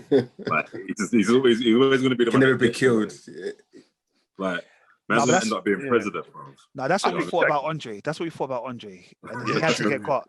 We used to call Andre 9 lives. Then one day his lives ran out. Yeah, but Sax, I think, has a soft spot for Tariq. You can see it. Yeah, he's got a little soft spot for him, and I think I still think it's weird though, man. I think the whole thing is weird. Like, why are you trying to arrest any of them? It doesn't make no sense. But again, I want to know what the rest of the people behind Sax are really doing. Mm-hmm. They're the ones pulling the string. And apparently I've heard that the Power book where we were supposed to be the politics, which was going to be about Tate, they're not doing that no more. What? Yeah, Power book for influence is not going to happen anymore. Was that really filmed already? Or no? No. I don't think they've even finished filming Power Book 2. So I think that's one of the reasons we're having a mid-season break as well. Oh, okay. I think they filmed more than 5 episodes. I just don't know how far they've got. Because usually don't they take a break during like Thanksgiving times? Yeah, November. So I'm assuming it possibly could come back in December. No, they said it at the end. I don't know if you might didn't see it, but they said back in December. Okay. Back in this. Okay, so back in December. So in December, just in time for Christmas, we'll come back with a Power Book, season 2, episode 6, and all that stuff. Yeah, man. I still like Power. Yeah, I like it as well, man. I like it as well. No, I was still watching it because I'm fully invested, but I'm just saying, just like, yeah. There are things that are wrong with it. Yeah. All right, cool. I'm going to bring Marlon back in because at the moment he's just out of there. Marley Marl. Oh dear. Can't hear you. This is why Marlon shouldn't play with the studio in between. Shit. I ain't done shit. I don't know why you can't hear me. Like, you know, he's pressing bare buttons like twisting. That was Richard. All right, cool. So, Marlon, I want you to lead on this.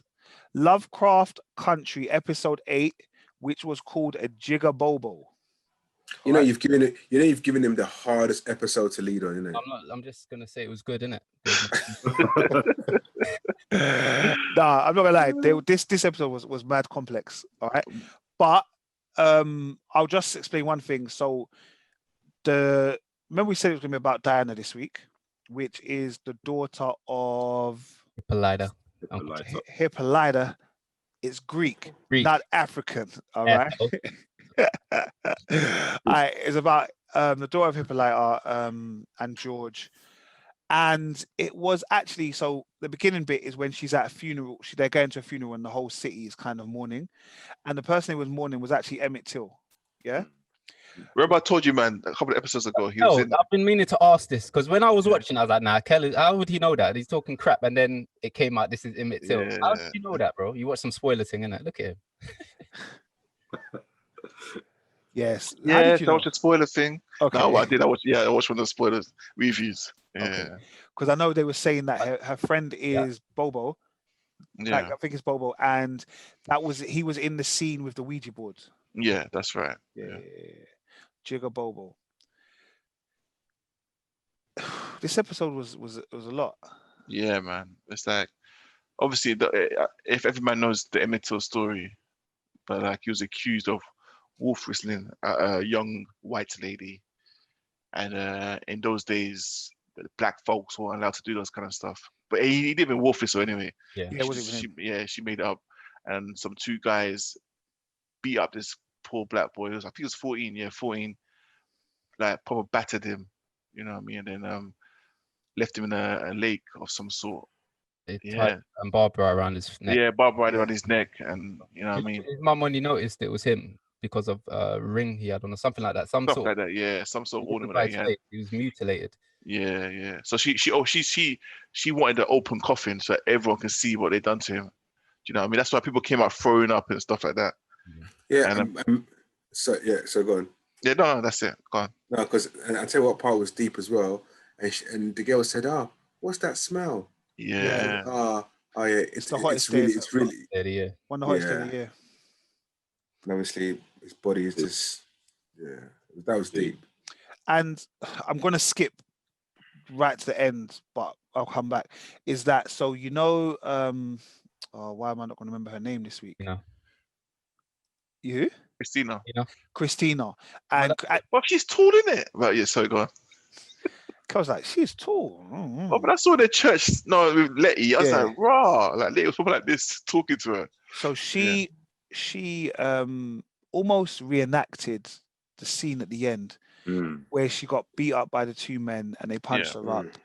And they basically tied her up with the barbed wire around her neck and the brick and threw her into the lake. Obviously, she then came out like 30 seconds later or what have you. She was testing her immortality. Was she though? Because how do you test your mate? What if it didn't work? She's just dead then. And also, she didn't seem like she knew that was going to happen. Yeah, no, that's what she was testing, hoping it'll work. She even started fighting them back. I feel like that was her kind of almost reenacting or reliving the whole Emmett Till thing, but I felt like it was less of a tribute and more of a piss take, if that makes sense. No, because obviously remember that conversation with Ruby. Yeah, Ruby yeah, was yeah. like, yeah. No, I know, but like, I even don't then... feel. So I think she just want to feel it. She want to. Okay. Yeah, I think she wants to feel the pain and she just wants to feel it. That's why she reenacted the whole Emmett Till death. All right, so we had Diana. Diana, she got accosted by some police officers, and the police officers, we have signed Thomas Partey, Richard. Well done. Going, I knew this all along. Yeah, Well, yeah. What I say just know I'm the man, innit? Just know I'm the man. I do my thing. Yeah. All right, cool. Okay. You do your thing. I didn't know what to say after that. All right. So we had Diana. So she got accosted by the two police officers who have found her comic book that was left in the scene last week. They asked her, are you Diana Freeman? She said, yes. And she said, where's your mum? Hippolyta. And the man said, this is what I mean about them and their African names. Yeah. And then basically they ended up putting a curse on her. They did like some that was the most nastiest scene. Stars and stuff. And then like he spat in her head. No, did he spit or I don't know what he No, I took. think He took the saliva from her mouth, but every time I looked and it started dripping down her face, I was getting more and more vexed. It was proper gooey, like the phlegm for the back of the throat. Yeah, I was getting mad vexed with that because I just thought like disrespectful, bro. Yeah. Yeah. And then from that moment there, Diana had these dancing beings. But I loved them, I loved it, bro. They scared me. Bro, the choreography was amazing. I loved it. Yeah, they were doing their thing. They were like bang bang. No one can't see me unless you're watching the video, but they were doing their moves. Proper it reminded me of us a little bit. Yeah, same man. Yeah, I know what you mean. But it is a Jordan Peele thing, isn't it though, isn't it? Exactly. Yeah. Oh yeah, true. So maybe that's his signature. Yeah. And they were after her. They went looking for her. Every scene that she was in, she was running away from them, and she was flabbergasted that no one else could see them. And they kept on singing. I can't remember what they kept on singing, to be honest. I haven't even watched it today. They kept on saying these certain words. Yeah. And apparently they are characters from Uncle Tom's Cabin, the book that she dropped on the floor in the first scene. What's the name of the episode? Bobo what? It's called, Jigga Bobo. Jigga Bobo. That's a racist term, isn't it? Yeah, Jigaboo. Like Jigaboo is a racist term. Yeah. But Bobo is because it's the person's name. But yeah, Jigaboo. Yeah. And then she kept on running around. Eventually, she goes back to the police officers where she's now not afraid. And she says, what have you done to me? Why did you do this? They told her they want her to go and steal something from the lodge. She was like, I'm not getting you. Then she started on some, fuck you, pig. And then she spat at my man and she ran off. I thought, go on, girl. But the thing still tried chasing her. And there was a bit where I felt like she was on her bike and she was riding towards it. Yeah. I thought like once she gets past it, like it's not going to bother her again. Like because she's not afraid no more. Yeah. That's what I thought. But it didn't. And they just kept on coming. Then she was like, I'm going to start whacking them up. And she's like set up almost like a Home Alone booby trap thing. Doors locked. And she was just going one-on-one with them. Bang. Or one-on-two, should I say. Until her uncle comes in, which I thought was a bit weird because I didn't understand why the uncle stopped her from fighting. He didn't see anything. He couldn't see anything. Yeah. No, I know that. But like, like in my head, I'm like, you know enough about magic to know that anything is possible. True. Yeah, but I think because you're so young, I don't know. She's not in the loop. Like to him, she's not in that world at all, innit? But she's a Freeman. True. Very true. Like that's bloodline. Yeah. So yeah, that one was a bit. That was one part of it. At the end, like the creature, whatever, started eating into her. No, scratching her arm. Yeah. But and he said she's dead anyway. That's what the police officer said. Yeah. Which is the police officer that is really black underneath his jacket, innit? Yeah. That's she's dead though. No, I don't think she's dead. No. Okay, we ain't there yet, but yeah. We ain't there. I know you're gonna say Marty Mar. I think I do anyway. But yeah. No, talk Marty Mar. No, we're not there yet. No, we're not there yet. More to the end, yeah. Okay. We had Letty, no, should we go Letty or Letty's sister? Letty. So Letty, her and Atticus are going back and forth, and they were having, was it not Yahima? Who was the person? Who was the? I can't. It's the wrong Asian name for me to say Yahima. It wasn't Yahima. Who was the one that we had the episode? Oh, the Korean lady. Sorry, yeah. Gia. Yeah. Yeah. So she was at the table. Did I miss something? She got. I don't know how she got there. Yeah. Yeah, that's right. Yeah. She's at table, Yeah. and then basically she's talking about it, and Atticus wants to know how he dies. And she wouldn't tell him, and then basically Letty gets upset because the reason why she came back is because she loves him. Why? I don't understand why Letty was so upset though. I know, it's like before you. Well, I did know him, but she's a woman. Yeah. And not only that, I think she's trying to say because of all the supernatural stuff, like you should have warned us about her, sort of thing. Maybe, but the way he buoyed off, what's her name again, Marlon? Sorry. G.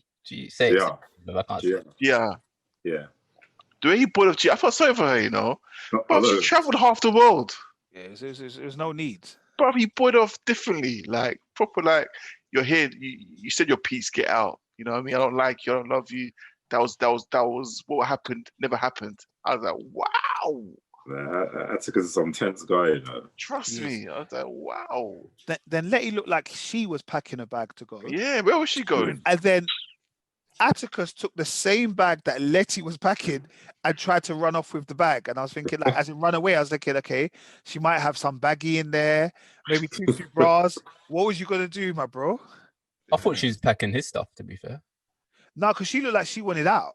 But maybe you're right. Maybe she packed his stuff, and that's why it made more sense that he just took the bag. Yeah. Letty hasn't told Atticus that she's pregnant yet. But he knows. But he knows because of the book, the Lovecraft Country book, which was written by his son in the future.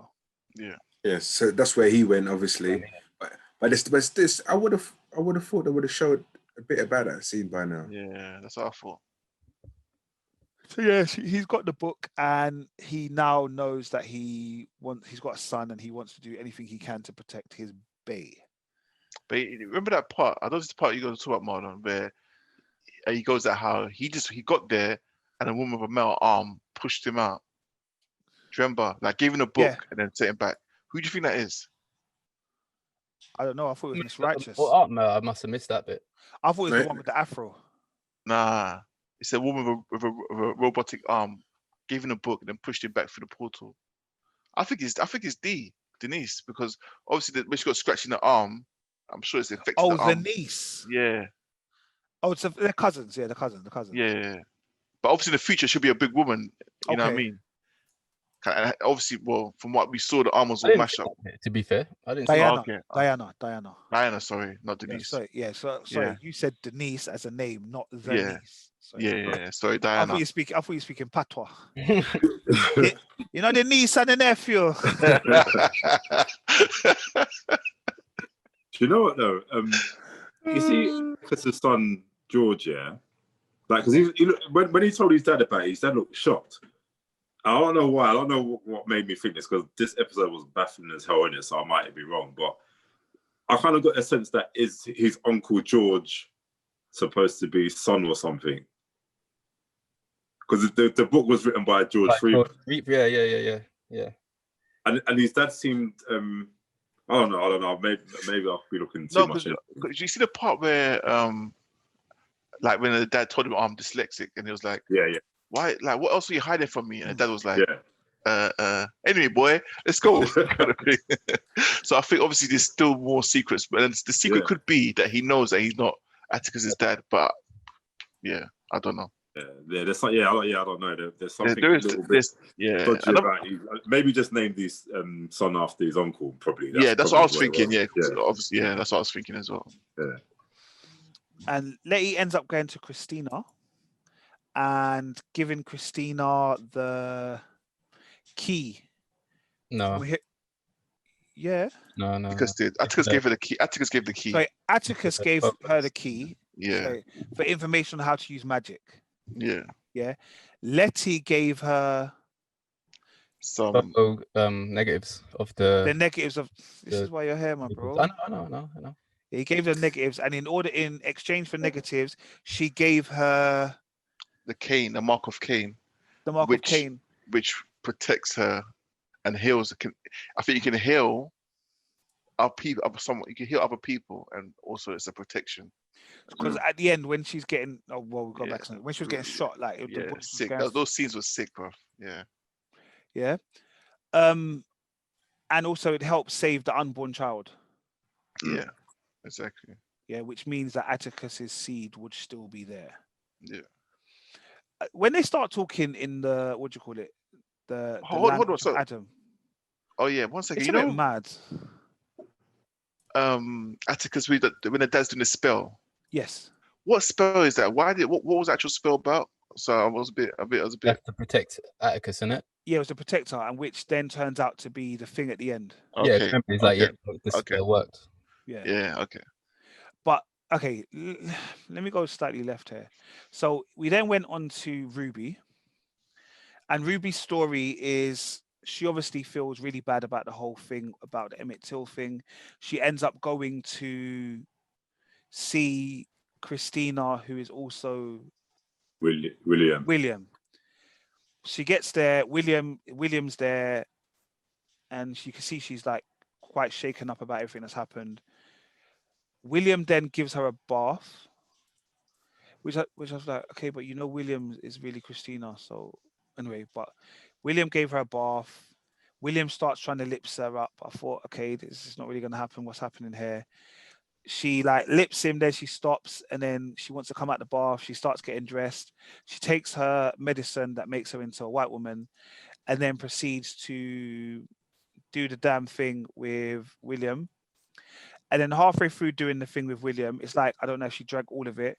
She starts ching, and almost as the orgasm takes her, she turns back into this black woman, and that whole scene is just a bit like, I don't get it. Like, I just think to me that's her ultimate orgasm. That's what it seemed like. She's just gone past the barrier of normal orgasm to a next level. Possibly. Yeah, she did explain why she did that. Yeah, but I know she explained why she did it, but I'm just like, I'm talking about the scene, like visually, like halfway through it, there's just like things dropping off of her, and she's turning like really dark black, and then like it was just a bit wild. Too much, yeah. Like it wasn't attractive. This program is wild, man. Nothing surprises me. Yeah, nothing surprises me now, man. You know what? Her and Christina / Williams' relationship reminds me of the episode in Black Mirror, the computer game one with Anthony. That's what it kind of reminds me of, because I don't know if she obviously like if she identifies herself as like being gay or lesbian or whatever, but she knows that William is Christina, isn't it? But it's like, well, when she's William, she's just actually a man physically. So but it just gave me those striking vital vibes. She's all in one, bro. She's trans, she's bi, she's all in one. Christina, do you know what I mean? It's weird. It's weird. Yeah, and they end up doing their thing, and then they have a kind of almost like an argument, a discussion, where basically they question it. Ruby then asks Christina, do you not feel anything? Why do you not think? What's going on? Blah, blah, blah. Do you not feel bad about what happened? Today of all days, I didn't want to be a black woman fucking a white man. Yeah, that's the reason why I took the potion and blah, blah, blah, blah. And then Christina was like, no, you took that potion because you're a woman and you want what you want. And then Christina's walked out the room. She was like, end scene, walk out the room, which left kind of Ruby in a bit of a kind of predicament, because I think she probably felt both ways. Yeah. Like she wanted to get what she wanted to get her thing, and she wanted to prove that she can be a white woman and do what she wants. Yeah. Her character is interesting, man. I think she's struggling in it, and I think it's obviously it's not good in the sense that what's happening with them, and she's having to resort to that taking potions. But like I was saying a few weeks ago, I guess her being a black person in those times where you're just at the bottom of the barrel, you want that power, don't you? Like you just want to be somewhere where you're just above everything. being above a black person, a white person. Like, she just wants what she wants, isn't it? And that's the only way of really getting that. And then she fucks up with her sister, and she confesses to Letty that she understands magic, and Christina's going to teach her how to be magic and all the rest of it. Yeah. Mm. And then the same police officers are like, you know what, fuck this. Let's go to the house. Let's run up in the house and get the stuff ourselves. And then they knock on the door. Letty and Ruby go and open the door. Ruby goes and opens the door. And then it goes, oh, we've got a warrant. Letty's like, you ain't got no fucking warrant. And then it was like, yes, we have. Then one police officer walked in. I didn't understand. Is that because he's not magic? Yeah, he's a normal fed. So he walked in, and then obviously the other two couldn't walk in because of the force field protecting the house. Yeah. So they then go back to their cars and start papping off shots. Bro, that was a mad because it was okay, let's go. I thought they were gonna go home, go back to the. But quick thing before you go there, like, you know, when they started shooting the house, it's like, where's the neighbors? Well, not even the neighbors, the other people that lived in the house. There were other people that lived. No, you saw them in the back. They're all. Yeah, no. Yeah. Remember, no. They tried to go upstairs. They got all downstairs. I thought they went to the basement or something. They all came down the stairs, so I think they all went to the basement. Yeah. Yeah, wherever they went, and then they just started firing off just rounds. But you might have forgot how big that yard is. Remember how many floors, bro? They're like, yeah, man. So they started papping off shots. Ruby got down on the floor. She keeps on telling Letty to go down on the floor, not anything else. The bullets start kind of just not affecting. I think Letty realized that, hold on a second, I got a mark of Cain on me. I'm cool. Yeah. And she just realized that, okay, so she's just kind of like just had faith in the mark of Cain, basically. Yeah. And then the shots start ringing out the house, and then big scenes. It was I like the effects. Yeah. And then obviously, how does Atticus know about the house being shot up? Oh, he's just walking down the road. Yeah, he's walking down the road. Yeah, he can hear the shots. He's like looking in. He realizes. He then gets hella mad. He wants to start running to the house. Sorry, Nate. You know, at that moment, I thought that's when the tentacles were gonna come out. I don't know why. I thought because he was getting mad and he was watching. I thought, this is when the tentacles were gonna come out and start doing a madness, but it didn't happen. But yeah. So then, he started running towards the house. The police tell him to stop, freeze. Letty comes out, sees that he's in trouble, starts running towards him. So I thought Letty was going to run towards him like, I'm invincible. They can't kill me, yeah? Yeah. And then before they get there, the police officer lets off a shot, bang. It takes ages. It takes an age and a day to get to him. Absolutely ages. And then all of a sudden, a beast comes out of the ground and starts fighting all the police officers on his behalf. Starts yamming off people's head, all of this kind of stuff, all of that stuff, yeah. And then, but at this point here, I thought to myself, why is he moving shook for? Like, Atticus must know that this thing is not there for him. Yeah, I know exactly. That made no sense. But but you got to remember, that's the first. He cast the spell, not thinking. It didn't. Like, first of all. he worked. So it's like, what the raw clout is this? I know it's attacking other people, but it's like, still, what is this? You know what I mean? Maybe I just thought because it came out of the ground just before him as he was doing all of this. I think he looked shook a bit though. He didn't. He was running. He was still running, or maybe that was for the effects, like the way he was running from cars, things, and all this kind of stuff. But I would run too, even though you did it worked. When blood exploded on him and Letty, like that close, and he's running. He didn't seem scared to me about that, because especially the last point when it ran to him and he just put his hand out. No, but that's what I'm saying. That's right at the end, because by that moment there, that's when it's running to him. Now it's running to him. That's when you'd be scared. No, like, that's the point. I'd be like, shit. Now it's me. Everyone's dead. It's coming to me. He was kind of like it was ready to die, bro. That's the way he's ready to die, isn't it? Because he wants to protect his missus and his unborn child. You can't outrun that. Yeah. But anyway, this is why I was going with Diana, because the police officer put a curse on her, and now he's just chomped up. Then that curse is dead, no? Nah. In Hollywood land now. Well, the thing is with it. let's just say he's more powerful than we think. Yeah, of course. Yeah, we've seen what he can do. Yeah, obviously. Yeah. Yes, he's a proper magician. He's not dead. He's black. He's got black, body parts. He's black chested. Yeah, so like it's not. I don't know, but apparently he's powerful, and even apparently if he dies, or whatever, he comes back even more powerful, something like that. So yeah. That from the book, I'm guessing. No spoiler trailer. Why are you spoiling it? No, because the thing that I watched, it shows the next episode. Nothing. Proper spoil it. But yeah, anyway, I don't know. It doesn't show anything about him, but apparently he's powerful. That guy, the captain, is powerful. Did any? All right, I think it's cool. It's cool. I'll forget that by next week. Hippolyta, right? Yeah.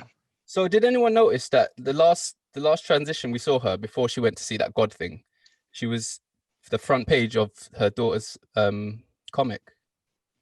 Like she's dressed as that alien. Yeah. And George is there, and so I don't know. They're going like she's dead. Obviously, she's not. Something's going to happen, right, with that. And obviously, and she said she wants to go back to her daughter. Yeah. Right. So I'm a bit baffled why she's not there with them. Well, it's probably on the way, man. True. I don't know. Because the portal, traffic in space, man. Traffic in space, isn't it? And guys, you lot got the word right. It was portal last week. Didn't doubt myself, Nico. No, I never doubted any of you. I know. I'm saying I didn't doubt myself. Okay. Yeah. So it was the portal they got pushed through. There are 2 more episodes of this season. Episode 9 next week, which is called Rewind 1921, and then the last episode, which is called Full Circle. Okay. All right. Yeah, no, it's good, man. Yeah, if you can't really follow us on Power Book 2 this week, Lovecraft Country episode 8 this week, it's because it was a very mad episode. You kind of got to watch it yourself. Yeah. To understand why we can't understand it. Yeah, definitely. But shout outs to the writers and producers and the actors and actresses. They all do a great job. It's just, it's a lot happens. It's a lot. It's a lot. What you say? You say it? A lot of smoking because they confuse me. Yeah, man. Yeah, no, it was a good episode. All right, boys, Merv, Rich, potentially Marlon. Last week you spoke about Rocks and the fact that you need to go and watch it, and it was in cinemas, and then I got a message to say that it's actually been released on Netflix. Yeah, I was shocked about that. Yeah, same here. Yeah. It's on Netflix. I think most things are now with the films and stuff the way they are. It's on Netflix, and they'll get them maximum exposure kind of thing. Yeah. What was you lot's take on the film? It was frustrating for me, man. Like the ending or the whole film? Just the whole thing. Okay. I think the frustrating thing for me is that, like, the struggles that people go through and just being afraid of basically telling someone about what they're going through. Like, obviously, she, her friends kind of knew what was going on, but it's like when her friends were like, "Look, just tell someone." She's like, "No, like because my mum's a good person and all that." So obviously, she's protecting her mum. She's protecting her family, which I can understand. But it's like, well, actually, sometimes in situations like that, you're a young child, and people are probably afraid of people like social services, like they're just bad people and whatnot. But yeah, you can't. This is not your fault at the end of the day either. Do you know what I mean? Like, obviously, mum's going through a thing, and she's struggling with it. But at the same time, you're still a child, and you're not responsible to look after another younger child to that extent where you can't even like afford to live, basically. So I think it was very realistic as well. Like I said, it's like it just made me think of our own children. Like, if they're ever going to be struggling with something, like how easy will it be for them to tell someone this is what's happening with me, and I need some help from it. Do you know what I mean? So yeah, man. Even like see with her best friend, like her best friend should tell someone. You know what I mean? Like just tell someone. No, but her best friend was there for her, but she didn't want it. But she didn't want to take the love from her best friend, so she went to the other girl who then reported her. Yeah, and that's what I found interesting because her friends were really clued up. Do you know what I mean? Like even the other one, like when she went to go and sleep at her house, she's like, Yes. I don't need nothing from you. Da, da, da, da. She's like, well, why are you here? Like, just leave your brother. Yeah, brother. Why are you here? I think that was such a realistic conversation because, again, as hard as Rox was trying to, like, you know, she's just trying to protect her brother. No, I can do everything myself. I don't need anyone, sort of thing. It's like, well, yeah, you're kind of a survivor. You've had to kind of grow up a bit faster and all that stuff, but you're not making the right decision. Do you know what I mean? Like, and it was just a really realistic conversation. Obviously, she spoke to the other person, and straight away it's like, yeah, just spoke to someone that, like, maybe spoke to her mum about or something. Like, and I think that part was frustrating that she spoke to someone else. It's like, what are you doing? Sometimes is it because sometimes the person closest to you is quite difficult to speak to? You know, like with family members, parents, or whatever it is, it's always a bit difficult for you to speak to them about a situation without being judged or something like that. But you know what? I think that her friend Agnes didn't know that it was going to get that far. I think it's one like, my friend's struggling. Let me speak to my mum so my mum can help me help her. But obviously, it's like them things there. It's like, no, this is I guess as an adult, you're thinking immediately, this is a social services thing. You know what I mean? Like, these children have to be protected. To be fair, like I'm personally, if she had told their mum, I'm asked to myself, the mum would have took them in. You know, I don't see. I think in a situation like this, I think looking at my parents, I was thinking, what would they do? And I thought my parents would.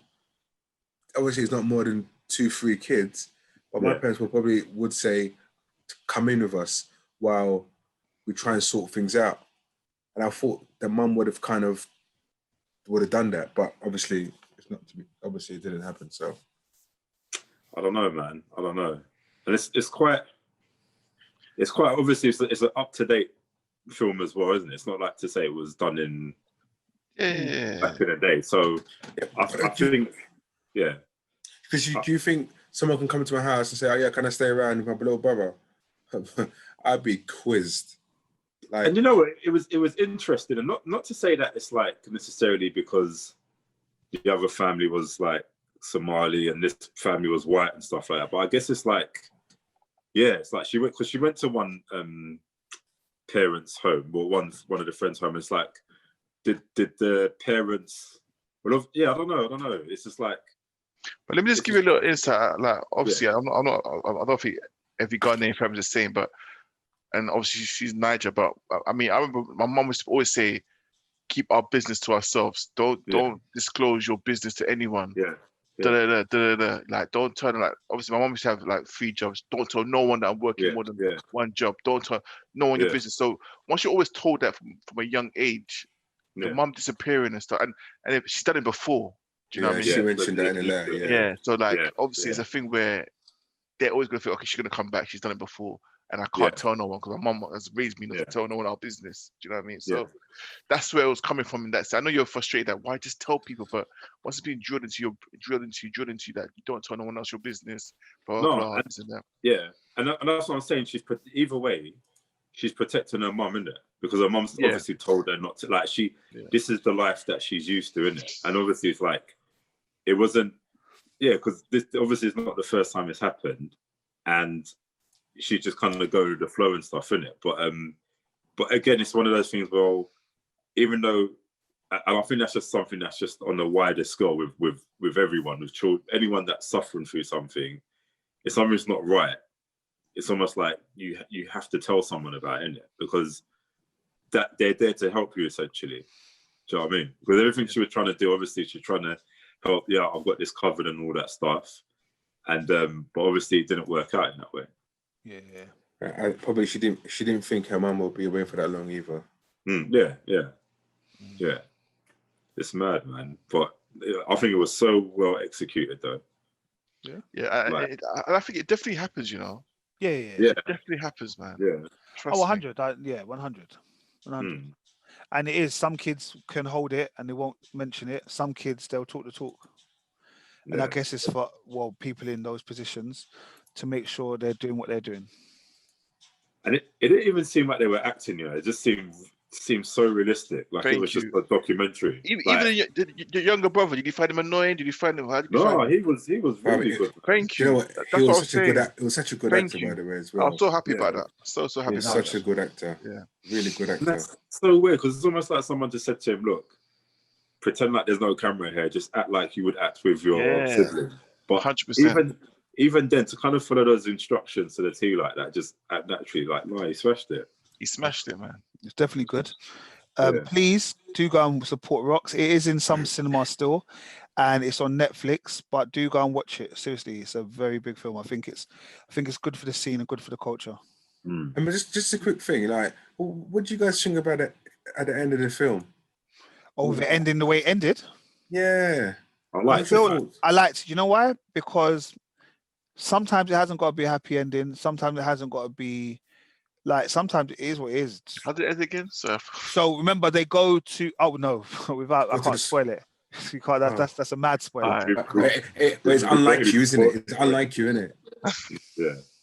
No, but I'm not going to say the ending, but I think the ending was something of learning for me. Yeah. It was the end of that chapter. Yeah, it's like I think if it ended the way we thought it would have probably ended, there would have been no arc to the story. Yeah, no learning. Yeah. I don't know. I think I just the end. I like you said. I just wanted a happy ending. Yeah. That's it. That's what you want. I think it was. Yeah. You could argue it was a happy ending, to be exactly fair. To be honest, because that happy ending you're thinking about is not a happy ending because it will happen again. Yeah. Do you know what I mean? Because like I'm saying, it had an arc. It had a different. And little man's good. He was smiling. He was happy. He was in school. Yeah. But it's about time he got a uniform though, because he didn't have no uniform in our school.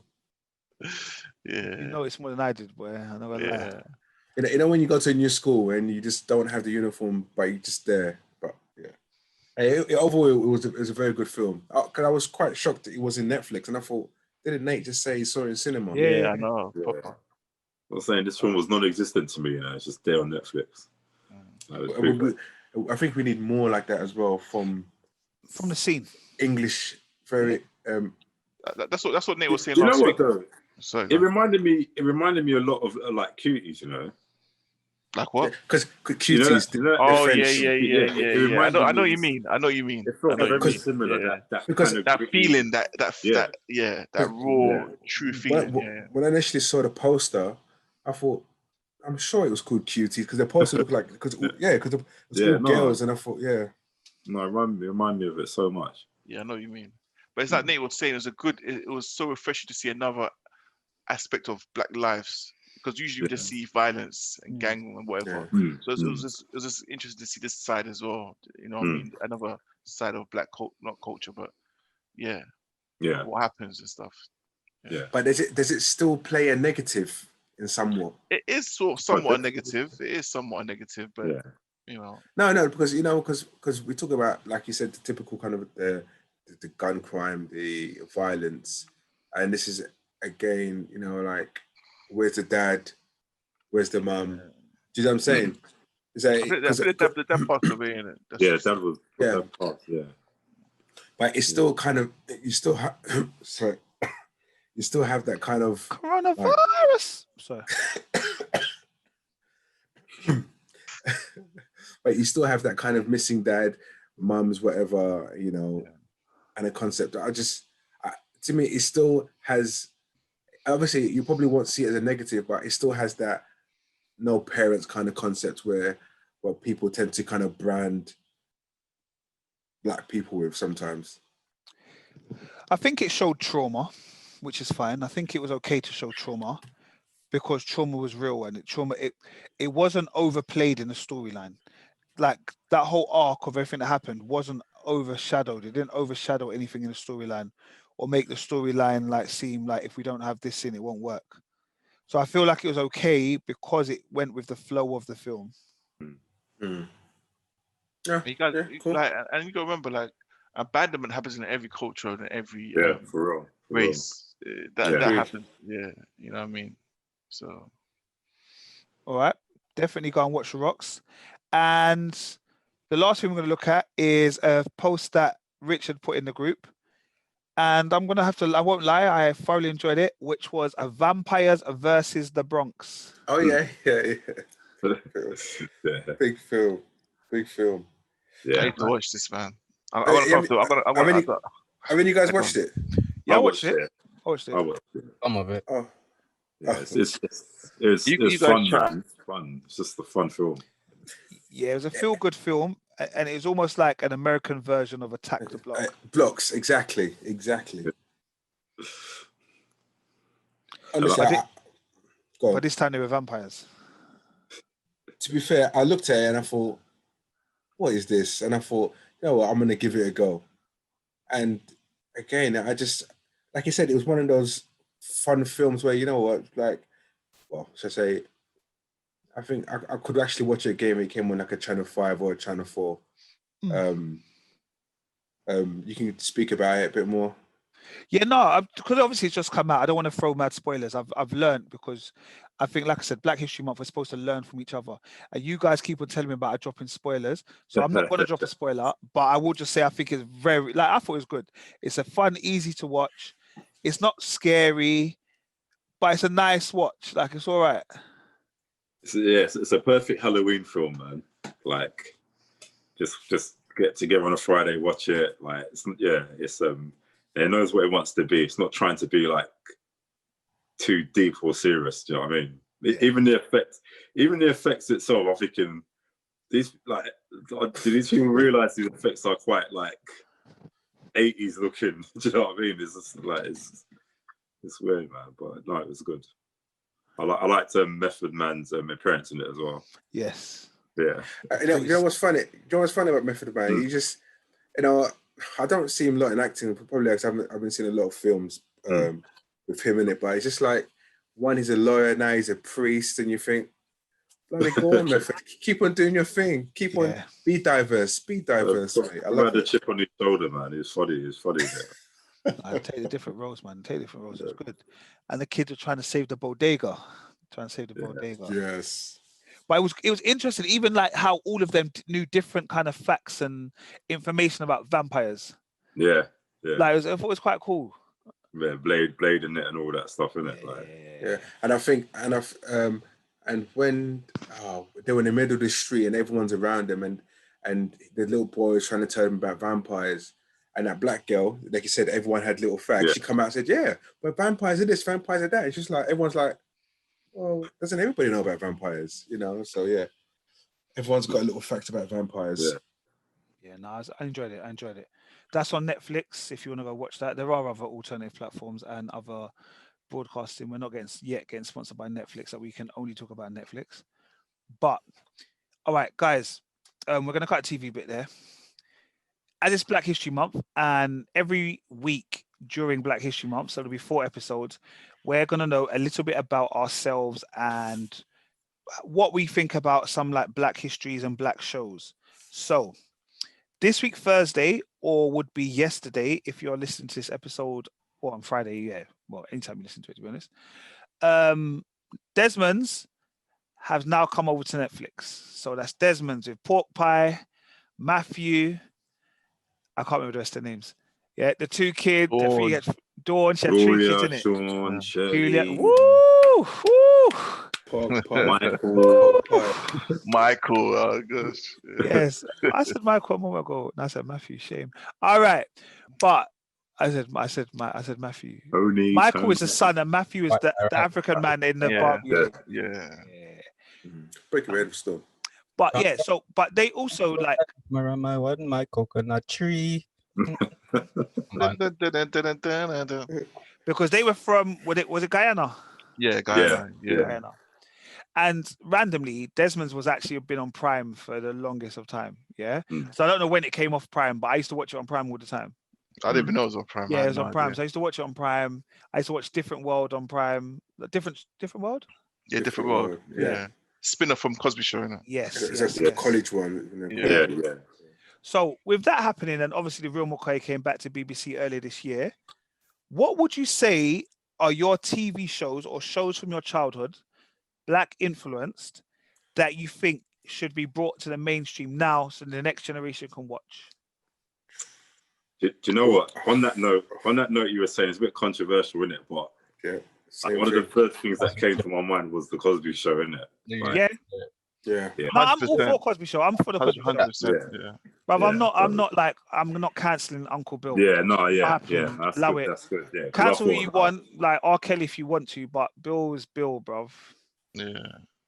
Yeah, Cosby Show provided that warmth, man. That proper, like, proper. Yeah. Bro, they showed a black successful family, you know. Mm. One was a doctor. What was Bill again? He was a doctor, innit? Doctor, Yeah. Doctor. Both of them were doctors, innit?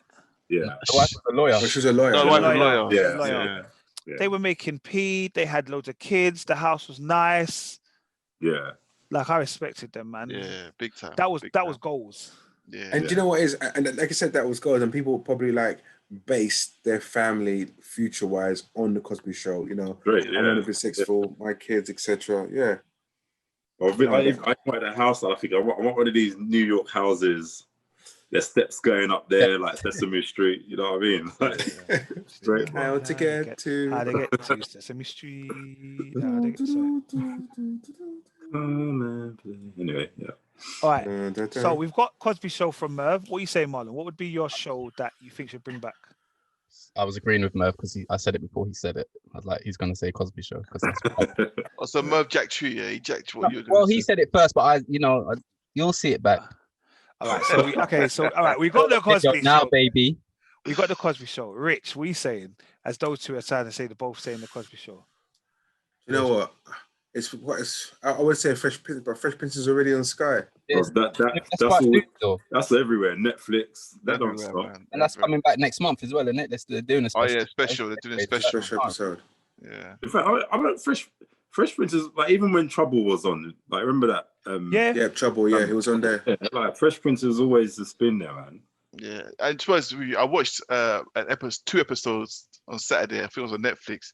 But I was in tears, man. I was like, this classic is this classic, honestly, man. Literally. Oh man. So but as I'm saying, the next generation must know about Fresh Prince. I'm sure they do. Yeah, 100%. Yeah. My nephew loves it, man. Watch every episode of it. Yeah. Right. Guy, that's what I'm talking about. So think of a show then, Rich. Yeah, no. Oh. It's very, honestly, it's very, very difficult. All right, no worries, Kel. No, it's true. No, for me, you know what show's a bit underrated, and it was short-lived. Everybody Hates Chris. Oh yeah, I watched that the other day. That's on Sky Comedy. I watched that the other day. That's actually, you're right. That's actually good. Yeah, I really like that because it's another family, hard-working family. The dad was like a maintenance guy. Do you know what I mean? Different jobs. I can't remember what the mom done. She had every job underneath the sun. Yeah, she hustled. You know what I mean? It was a typical, excuse me to say, a black family where, you know what I mean, it's the hustle. Do you know what I mean? And the kids. The dad was super tight. Super tight. Do you know what I mean? Super tight. It reminds me of Rich and, you know, them man there. Yeah. But yeah, no. It was really good. It was well put together. Every storyline had me busting up, but then it was also real as well. Do you know what I mean? The only thing I'd ever say to you is be careful watching Everybody Hates Chris with younger kids. Why is that? There are things that happen in some episodes that are a little bit like, okay, as an adult, I can laugh at that, yeah? But when you look across and you see your 8-year-old son busting up, like, I'm like, why do you get that joke, bruv? Yeah. Why do you understand that, bruv? why have you got my sense of humor? Get out of the room, bruv. But you know what? There was an episode I saw about 4 weeks ago, where what you're saying now, exactly what happened in the show, and Chris did a comedy sketch, and he said he was showing to his mum and dad that this is my sketch. And they're thinking, hold on, you're saying all this stuff. How do you know this? Oh, I'll watch it with you guys. You know, I was busted up. Yeah, no, it's real. Exactly, man. It's real.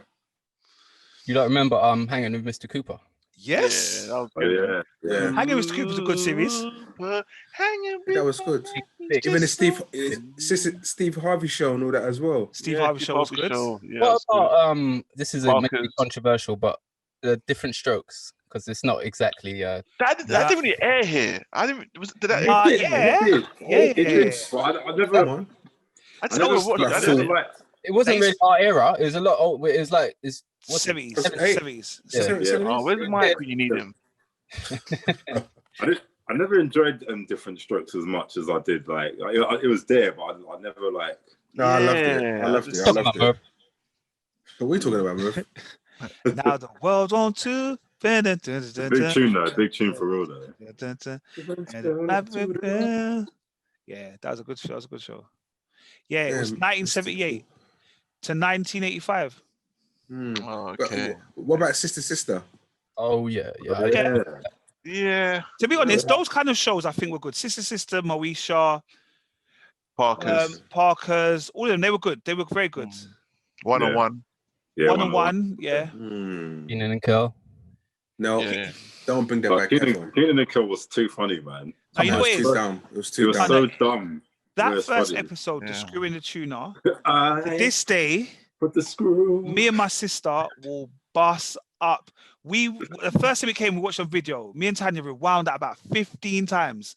Like literally just kept on going. Like, because the thing that upset me the most is they actually had bust case. They had won the case. Yeah, until Kel came on and did the stupid dance. I put the screw in the tuna. I was thinking, oh, come on, man. Yeah, but yeah, and I liked it. Who loves orange soda? No, the show is dead. Who loves orange soda? I was a big fan of that. It was good. Do you know what? Did you ever watch Good Burger? No. The film. They did the film. Bits of it. Yeah, I didn't watch one. Again, I watched that with the kids the other day. Bust up every moment. They love it. I love it. They're like mini me's. I love them. It was such a silly show, man, but it's funny. Welcome to Good Burger, home of the Good Burger. Can I take your order? So yeah, and I liked it. What would I say would be a show that I'd love to come back? To be fair, all of those shows I think would come back.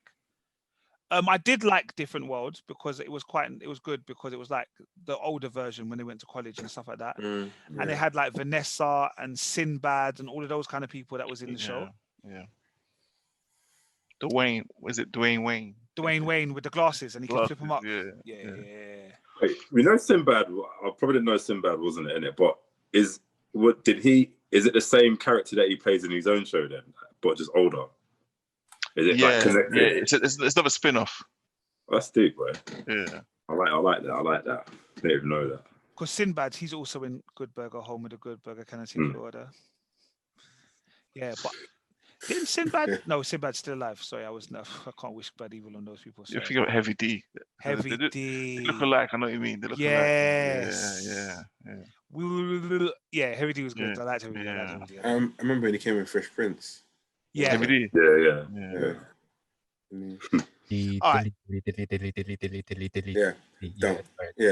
That episode. Mars really does know his Fresh Prince, though.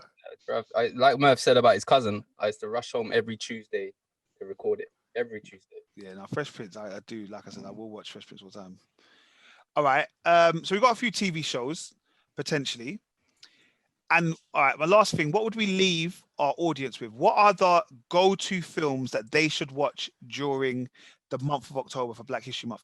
And it doesn't mean they have to be about Black history. It hasn't got to be Roots or any of those kind of things. But what films do you think they should go and watch this month? What are your go-to? If someone was to say, what is one of your favorite Black films? What are your go-to films? It could be stuff like Friday. It could be Boys in the Hood. It could be more deeper. It could be like, what are the films that you would recommend somebody who hasn't watched any Black cinema should watch this month? I would say Color Purple. It's a big film. Big film. Classic. Yeah. It's very deep. Yeah. All right. Sometimes you need one of those deep films. Anyone else? Straight Outta Compton was a really good film, you know. Okay. Yeah. Really good. And that's film. also that's also historic as well. Yeah, exactly. I really like that film. Well, that's literally the beginning of like gangster rap, isn't it? Yeah. Yeah. So yeah, that's a good shout. Yeah. Boys in the Hood, man. Boys in Ricky! the Hood. That film touches me, man. Yeah. Every time. That one, and also this is going to be a bit of a funny one there, but I watched it when I was really young, and it probably touched me as well. Does anyone ever remember the MC Hammer film? Yes. Yeah. Bro, You know, I haven't seen that since though. Bro, the scene, you know what scene I'm talking about? Yeah, the little girl in the white dress running down. Man. I was like, oh, this is too much, man. I haven't seen that film. I haven't seen that film since that I watched it the first time, so I can't remember. I can't remember what you're talking about. But I remember I loved it. I do remember loving it though.